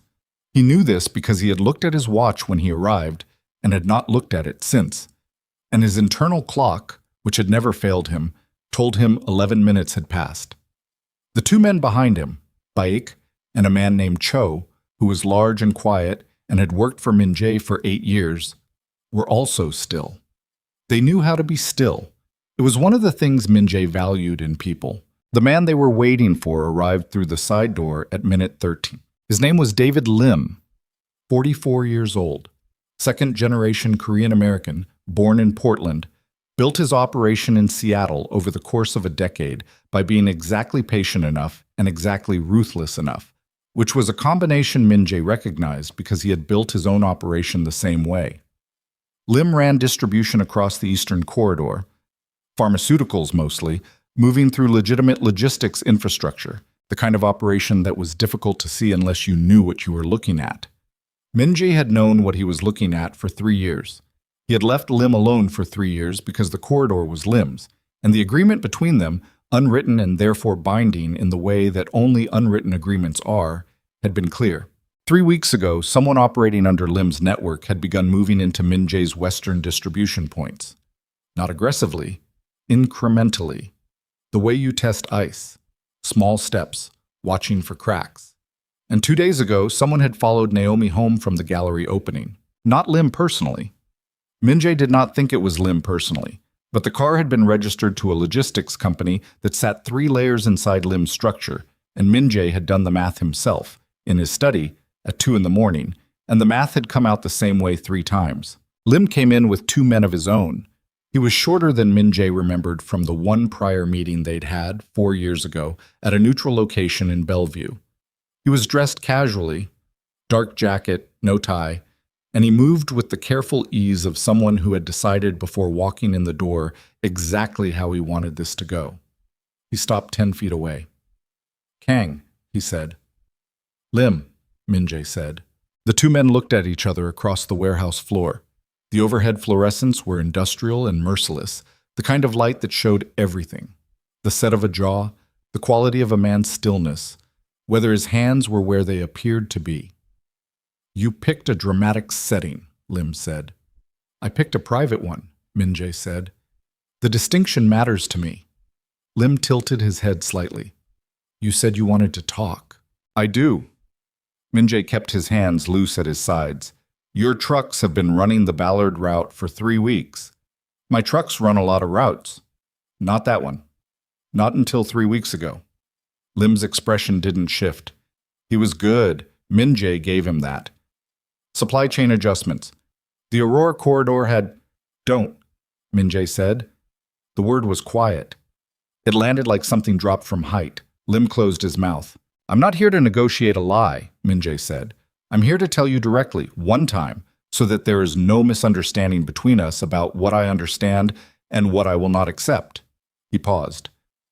"You moved into my corridor, and then someone connected to your network followed a woman home from a gallery in Capitol Hill."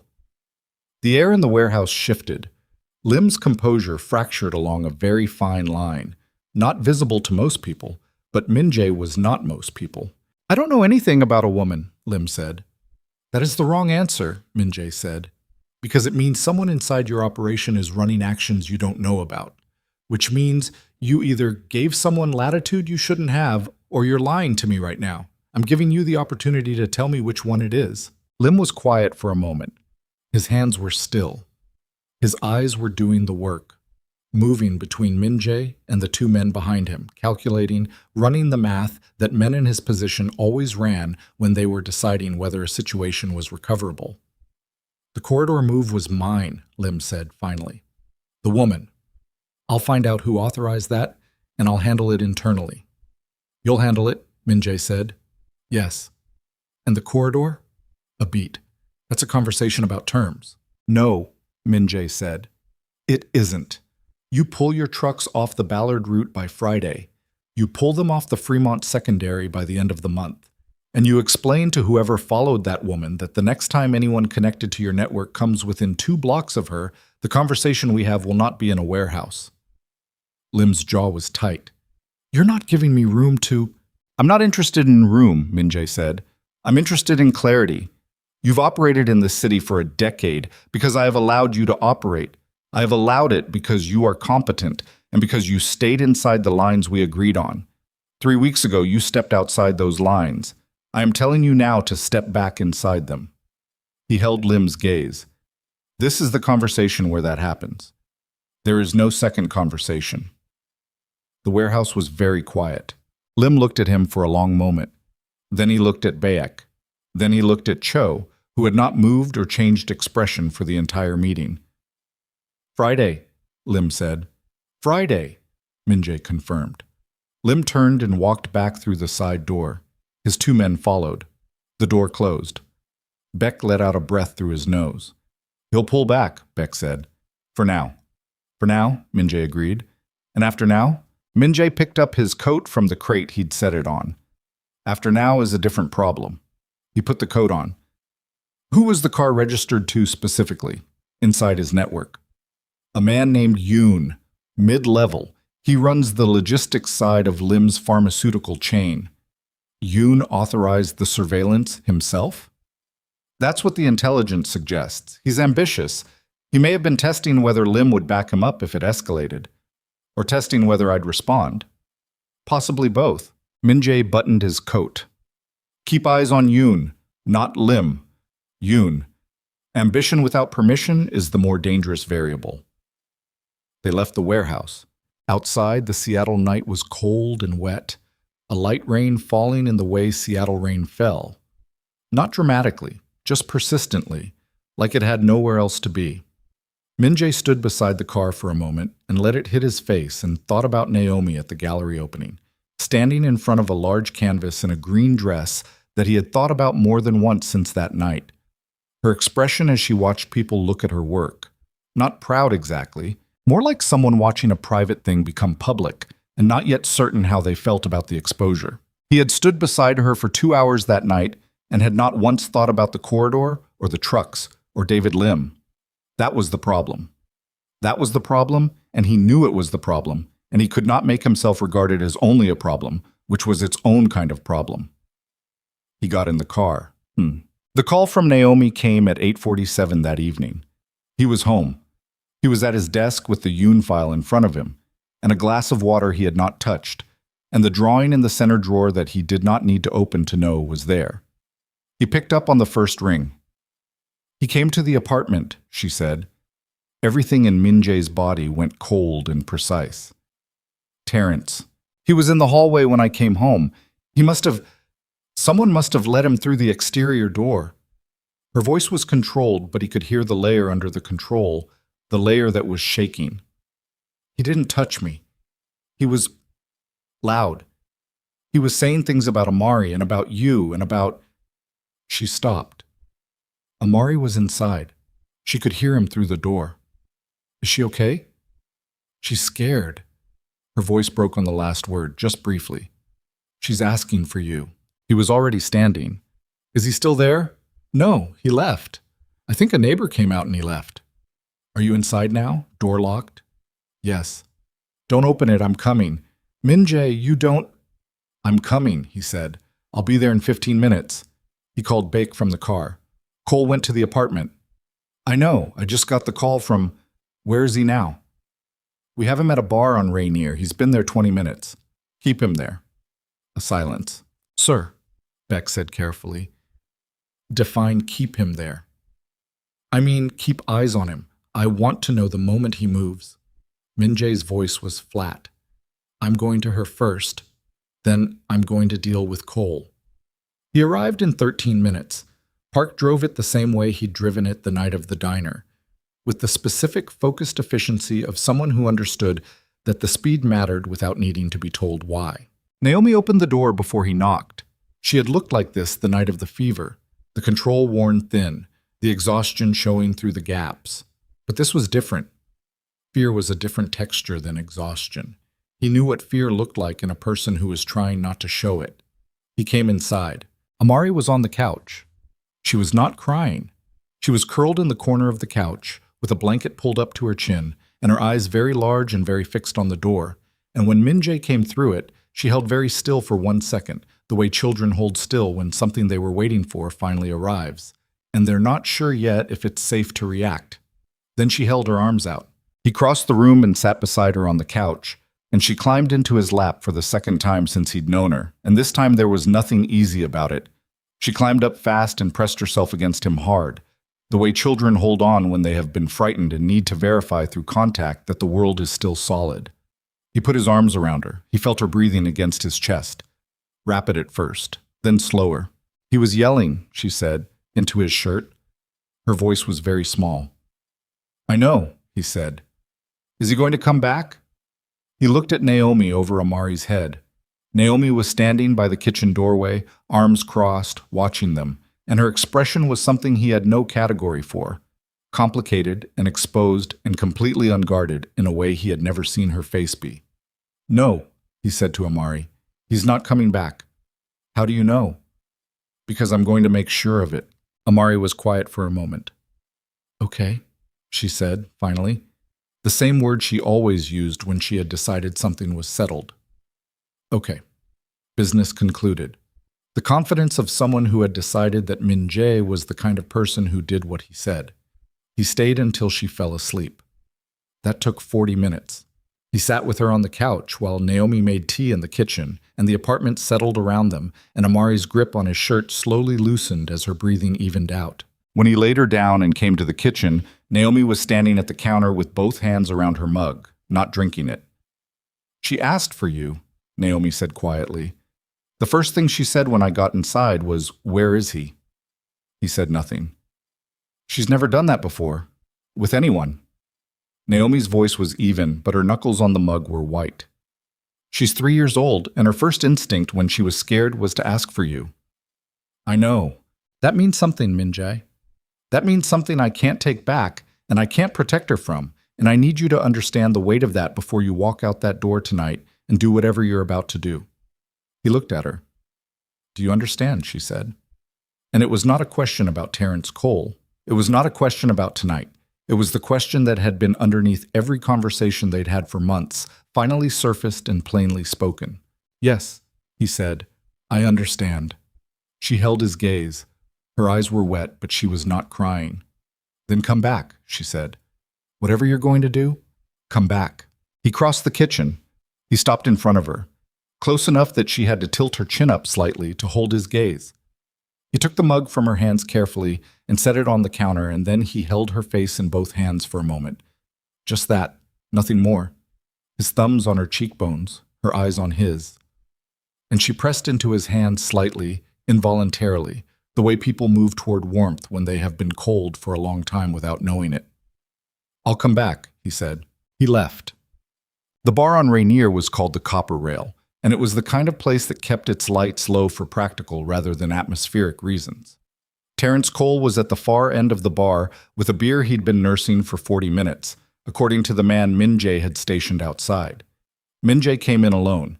He sat down 2 stools from Terrence Cole and ordered a water and did not look at the man beside him for a full 30 seconds. Terrence was 33 years old and looked like someone who had been living on the wrong side of his own decisions for long enough that it had changed the shape of his face. He was big. Not as big as Min Jae had expected from the file, but broad, with the specific physical confidence of a man who had learned early that his size solved problems. He had not yet noticed Min Jae. He was looking at the bar and his beer and the particular middle distance that drunk men find when they are rehearsing something. Min Jae turned and looked at him. "Cole," he said. Terrence turned. He took one look at Min Jae's face and his whole body did the thing bodies do when they receive information they do not want. The slight recoil, the jaw tightening, the eyes doing a rapid recalculation. "I know who you are," Terrence said. His voice was working hard at a bravado it did not entirely feel. "Good," Min Jae said. "Then I don't have to explain." "She called you." He laughed, short and ugly. "She's calling the damn—" "She didn't call me," Min Jae said. "I was already coming." That landed differently. He could see it. Terrence's eyes moved, to the door, to the man behind Min Jae that he'd just registered was standing too still to be a casual patron, back to Min Jae. "I have rights," Terrence said. "She's my daughter." "She is not your daughter," Min Jae said quietly. "You abandoned her before she could walk. You have not paid $1 toward her life. You do not appear in her memory as anything except a noise through a door that frightened her tonight. You do not have rights." "That's not how the law—" "I'm not talking to you about the law," Min Jae said. The words were very controlled, very even, more frightening for it. "I'm talking to you about what happens next. You're going to finish that beer. You're going to go back to your hotel. Tomorrow morning, you're going to get in whatever car you drove here, and you're going to leave Seattle. You are not going to contact Naomi Brooks again. You are not going to come within a mile of that apartment. You are not going to send a message, make a call, use a third party, or attempt contact in any form. Terrence was breathing harder now. His hands on the bar had closed. "And if I don't?" he said. Min Jae looked at him. He did not answer. He did not need to answer. The answer was in his face, in the stillness of him, in the man behind him who had not moved, in the particular quality of silence that a man generates when he has done things that make the answer to that question self-evident to anyone with working instincts. Terrence Cole looked at him for a long moment. Then he looked at his beer. "She moved on fast," he said. Ugly. The last grasp at something. "She moved on right," Min Jae said. He stood. He left the water untouched. "Good night, Terrence." He walked out. Outside, the rain had gotten heavier. He stood on the sidewalk and felt it and breathed the cold air and let his hands open and close once at his sides, releasing something, or trying to. His phone buzzed. Bayek. He answered. "We have a problem," Beck said, and his voice had the specific flatness it only used when the problem was serious. "Yoon didn't wait for Lim to respond to your terms. He moved tonight. He hit the Ballard distribution point. Our people are okay. 2 of them are shaken up but no serious injuries. But he took the inventory and he left a message." Min Jae was very still. "What message?" he said. "He left a photograph taken through a gallery window." A pause. "It's a photograph of Naomi at the opening last week." Someone circled her face. The rain hit the sidewalk around his shoes. The street noise moved around him. The whole world continued its ordinary business. Inside his chest, something shifted from controlled to absolute. "Find Yoon," Min Jae said. His voice was quiet, perfectly quiet. The quietest it had been all night. "Sir?" "Tonight, Suhan. Find him tonight." He ended the call. He stood in the rain outside the copper rail and looked at the street and understood with complete clarity that what had been a negotiation as of this morning had just become something else entirely. Yoon had made Naomi the message, which meant Yoon understood where Min Jae's soft place was, which meant Lim had told him or Lim had let him find out, which amounted to the same thing, and which meant that tomorrow, when Min Jae sat down across from Lim again, it would not be in a warehouse, and it would not be about corridor rights, and it would not be a conversation that ended with both men walking out to their cars. He walked back to his car. Park had the engine running. The heater was on. Through the windshield, the rain distorted the streetlights into long smears of yellow. Min-jae got in. He sat back. He thought about Amari's face when he'd walked through the door, the way she'd held her arms out, the way her grip had gone tight, and then, slowly, over 40 minutes of him simply being still and solid and present, had loosened. He thought about Naomi's hands pressing into his palms. Come back. He would come back. But first he was going to make sure that the people who had decided to use the ones he loved as leverage understood, with the kind of clarity that left no room for misinterpretation, exactly what that decision had cost them. Suhan, he said, calling Beck back as Park pulled into traffic. Sir. Pull everyone we have available, full assembly. I want it done before morning. He looked out the window. And call the lawyer. Tell him to be ready. Ready for what specifically? For whatever comes after, Min-jae said. There's going to be a significant amount of whatever comes after. He put the phone down. The city moved around the car, wet and lit and indifferent. Somewhere across it, in a small apartment with a door that opened and closed right, a 3-year-old girl was sleeping on a couch, and a woman was standing in a kitchen waiting for him to come back. And the drawing in his center desk drawer had a word at the bottom written in uneven block letters that no 3-year-old should have had to put on paper, but had, with complete confidence, as though it were simply a matter of stating the obvious. Home. He was going to make sure it stayed that. They found Yoon at 4:17 in the morning. He was in a warehouse in Georgetown, different from the Sodo building, smaller, a former auto parts distributor that still smelled like machine oil and the specific staleness of a space that had been repurposed in a hurry. Min-jae's men had tracked him through the logistics chain, which was the kind of work that took hours when done carefully and could not be rushed without breaking things that would need to work later. Baek had done it carefully. That was why Min-jae paid him what he paid him. Min-jae walked in with 6 men at 4:17 in the morning and found Yoon sitting at a folding table with a laptop and 2 of his own people. And the thing that struck him first was how young Yoon was. 30, maybe 31. The kind of young that still believed being dangerous was a permanent condition rather than a temporary advantage that older, more precise men could revoke at will. Yoon stood when they came in. His 2 men moved and then stopped moving when they saw how many there were and how they were positioned. Smart, Min-jae thought. Stopping was the smart choice. He crossed the warehouse floor and stood in front of Yoon and looked at him for a moment without speaking. Yoon met his gaze with the performance of someone maintaining composure through significant internal effort. The jaw set, the breathing deliberate, the eyes working hard at a steadiness they did not feel.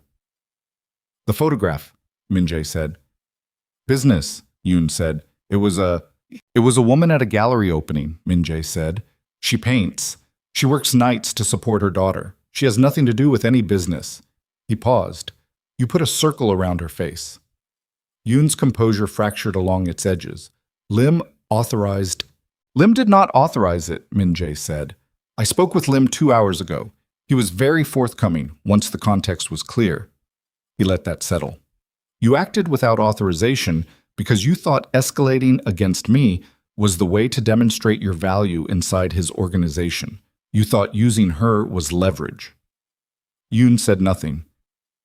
Look at where you are right now, Min-jae said quietly. Look at the room you're in, and tell me if it worked. The warehouse was very quiet. The rain outside had become the Seattle kind, permanent, ambient, unconcerned. What happened in that warehouse in Georgetown in the last hour before dawn was not the kind of thing Min-jae had ever taken satisfaction in. He was not a man who confused necessity with pleasure. He had done what the situation required, a reckoning complete enough that the message would not need to be sent twice, proportionate enough that it resolved the threat without igniting a war that would cost more than it settled. Yoon would not be a problem again. The 2 men with him had been given a choice and had made the sensible one. By 5:30, it was done. Min-jae stood outside the warehouse in the rain and called Beck. It's handled, he said. Lim? Lim understands the terms now, fully. He paused. The corridor concessions are confirmed in writing? His lawyers sent the signed document at 4 a.m. He moved fast once you called him. He's a practical man, Min-jae said. That's always been his best quality. He looked at the sky, which was beginning to lighten almost imperceptibly at its eastern edge. Not dawn yet, just the very first suggestion that dawn existed as a concept. The photograph. Destroyed. Every copy we could locate. I want confirmation on every copy. You'll have it by noon. He put the phone in his pocket. He stood in the rain for a moment.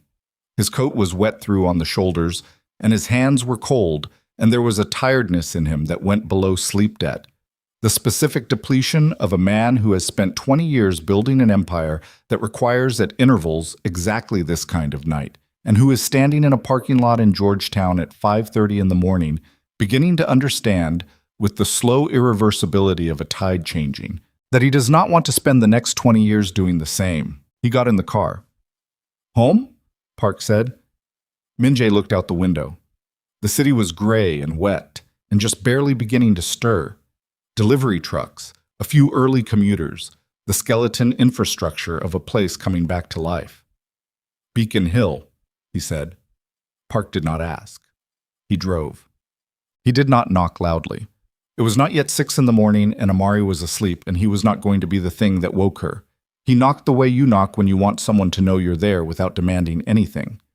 Naomi opened the door. She was awake. She had not slept. He could see it in her face, in the particular rawness that a whole night of waiting leaves on a person.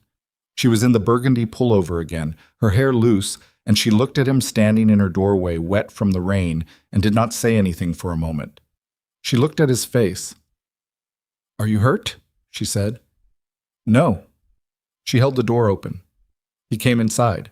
He took his coat off, and she took it from him without asking and hung it over a chair, and he sat down on the couch where Amari had been and put his forearms on his knees and breathed. Just breathed.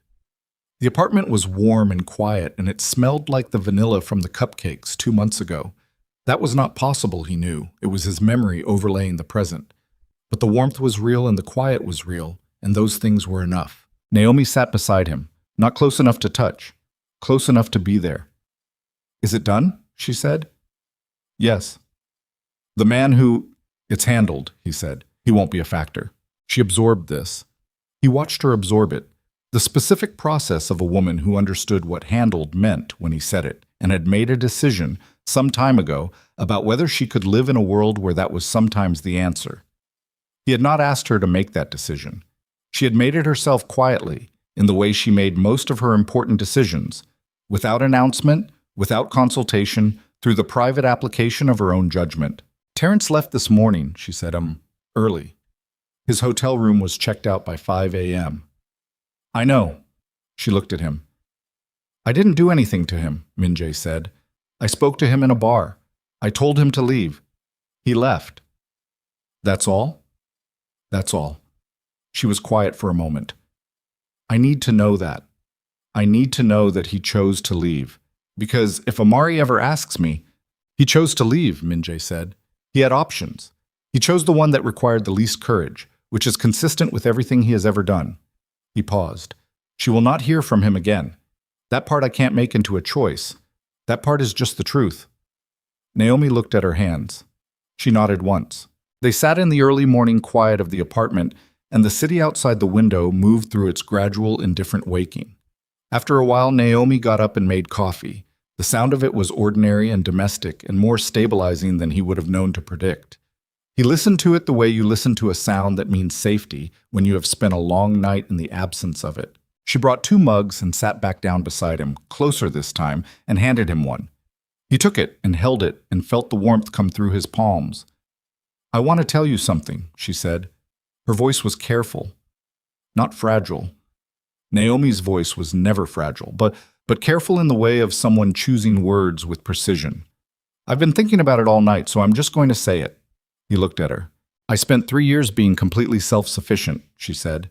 "After Amari was born and Terrence was gone, and I understood that I was doing this alone. I spent 3 years building a life where I didn't need anything I couldn't provide myself. And I was good at it. I'm still good at it." She held her mug in both hands. "And then Amari walked up to you on the sidewalk and asked you to fix the door, and I stood there wanting to die of embarrassment, and you said you'd fix it, and you did. And you kept coming back." She paused. "And I kept letting you." He said nothing. He listened. "I'm not good at this," she said. I don't know how to... I've been waiting for the part where this stops making sense, where you decide we're too complicated or too much work or where whatever this is runs its course.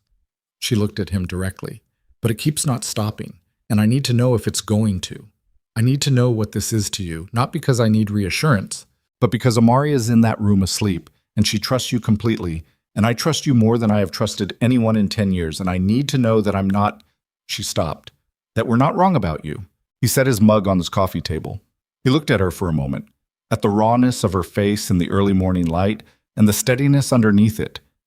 That fundamental, undefeatable steadiness that had been the first thing he'd recognized in her in the courtyard, in her uniform, braced against him, not flinching. You're not wrong about me, he said. Min-jae, I have done things, he said, that I will not walk back and cannot undo. That is true. The kind of man I have been is not a simple thing to be in proximity to, and I have never pretended otherwise. He held her gaze. But what this is, what you and Amari are to me, is not complicated. It is the least complicated thing in my life. It may be the only uncomplicated thing I have ever had. He paused. I'm not leaving. I have no intention of leaving. I don't know how to make that more plain. She looked at him for a long time.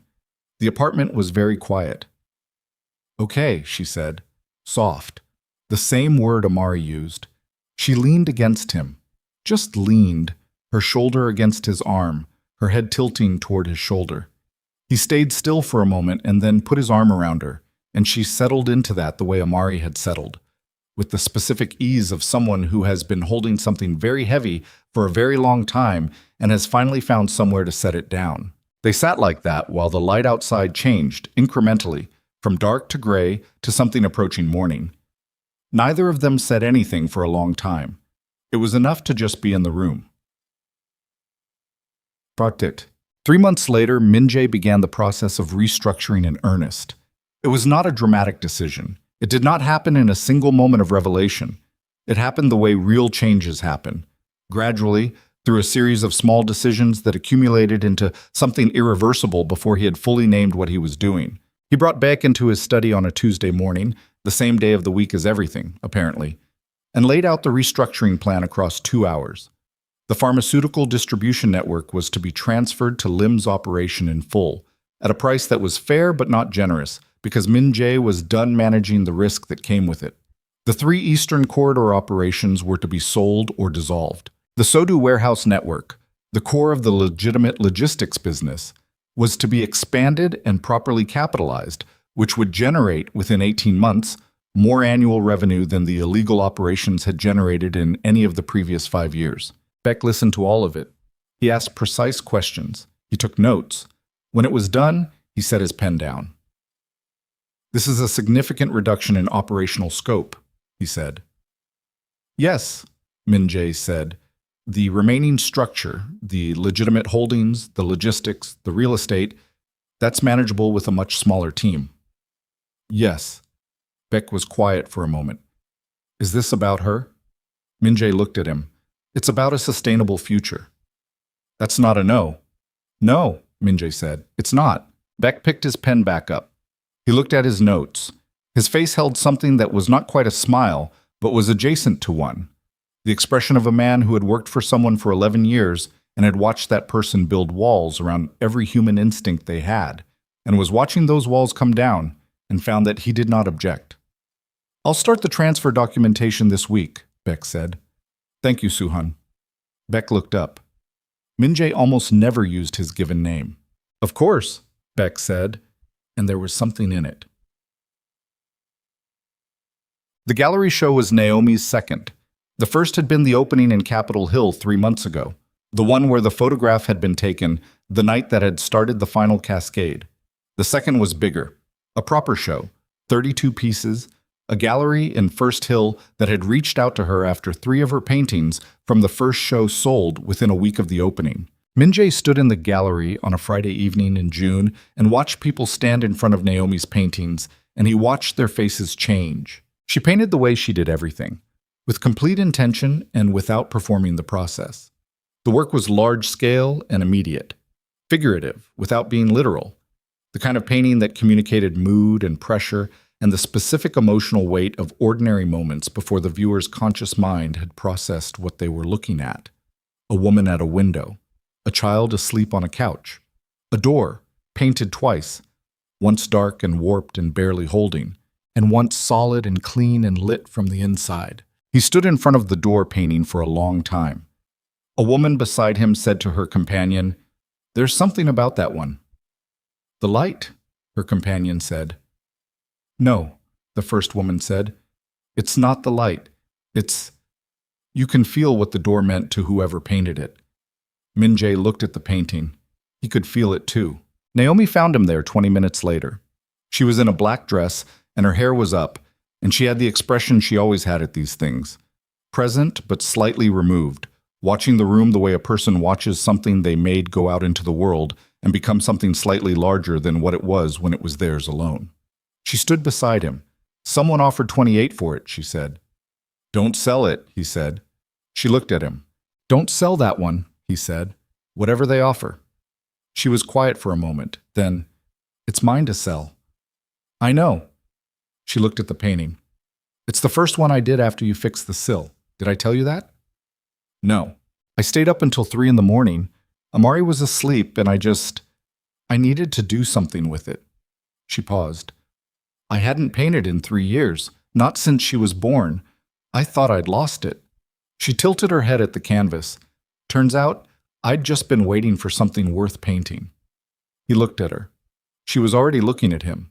The gallery moved around them, the low murmur of conversation and the specific warmth of a crowded room on a June evening, and Min-jae stood in it and felt something he did not have a practiced word for. Not happiness exactly, which was too simple, but something denser and more durable. Something that had weight and therefore felt real. "Don't sell it," he said again. She smiled. Not the careful, controlled smile she used in the world. The other one. The one he had learned was underneath it. "Stop telling me what to do with my painting." "I'll buy it," he said. "You can't buy it. You're—" She stopped.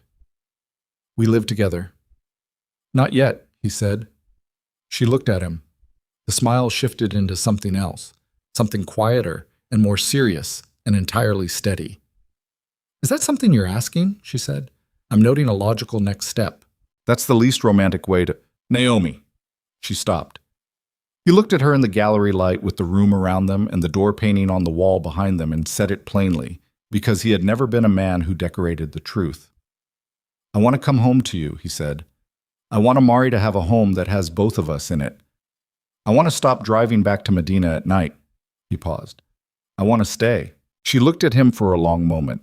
Long enough that the woman who had been standing nearby with her companion quietly moved to a different painting. "I want that too," Naomi said. Quietly. Completely. Bottomed. They did not buy a house immediately. The house took 4 months to find because Naomi had specific requirements. A good school district, a yard with room for Amari to run, a kitchen with real counter space and a window that got morning light. And Min-jae had one requirement, which was that whatever door was on it needed to be solid. The house they found was in Seward Park, a mile from the water, on a street with old maple trees that had turned red-orange by the time they closed. It had a yard. It had a kitchen window that faced east. It had a front door made of solid Douglas fir that opened and closed with the quiet precision of something built to last. Amari ran through every room on the day they got the keys. Not once, 4 times. A complete circuit of the house, her footsteps audible from everywhere as she covered the ground, claiming it. She came back to the front hallway where Naomi and Min-jae were standing and looked up at both of them with the flushed, emphatic expression of someone who has reached a verdict. "This one," she said. "We already bought it," Naomi said. "Good," Amari said, and ran another lap. That evening, after Amari was asleep in her own room for the first time, a room she had chosen herself, the one with the window that looked out at the maple tree. Min-jae and Naomi sat on the back porch with 2 cups of coffee and the autumn dark around them and the sound of the neighborhood settling into night. It was quiet in the way that only certain places are quiet. Not the quiet of emptiness, the other kind. "She told her daycare teacher you were her dad," Naomi said. "Months ago. I didn't tell you." "I know," he said. "Mrs. Park mentioned it. You have a spy in my daughter's daycare." I have a friend whose granddaughter is in the same class. He paused. I didn't put her there. Naomi laughed. It was a real laugh, the one she was increasingly willing to let out, the one that changed her face completely. He had been cataloging it without meaning to for months. The sounds she made when she was genuinely off guard, the way she laughed with her whole face. Are you okay with it? She said. What she calls you. He looked at the yard. The maple at the property's edge was losing the last of its color, the leaves coming down in the still air one at a time. It is the thing I am most okay with, he said, in my entire life. She looked at him. He looked back. I want to adopt her, he said. If that's something you would consider. I want to do it properly, legally. I want it to mean something on paper. She was quiet for a moment. He could see her working through it, not with hesitation, but with the thoroughness she applied to anything that mattered, making sure she understood the full weight before she agreed to carry it. She already thinks you're her father, Naomi said. I know. I want to be her father. Those are different things. I know that too. She looked at her coffee cup. She looked at the yard. She looked at him. Yes, she said. Ask her yourself. See what she says. He asked Amari on a Sunday morning. She was at the kitchen table eating cereal, her hair in two puffs, not so different from the morning in the courtyard, except that she was 4 now, and the puffs were more organized and the kitchen was theirs. He sat across from her and told her, in plain language, what adoption meant, that it was a way of making something that was already true into something that was also official, that it meant she would be his daughter in every way. She listened to him with her spoon in her hand and her chin slightly raised, the way she listened to everything she considered important. When he finished, she was quiet for a moment. Does it mean you stay? She said. Yes, he said. It means I stay. She looked at him. Okay, she said. She went back to her cereal.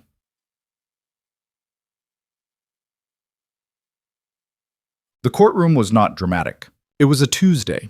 There was a judge who had clearly done a great many of these proceedings and who had developed across the years a specific warmth for this particular kind of paperwork, the kind that took something real and made it permanent.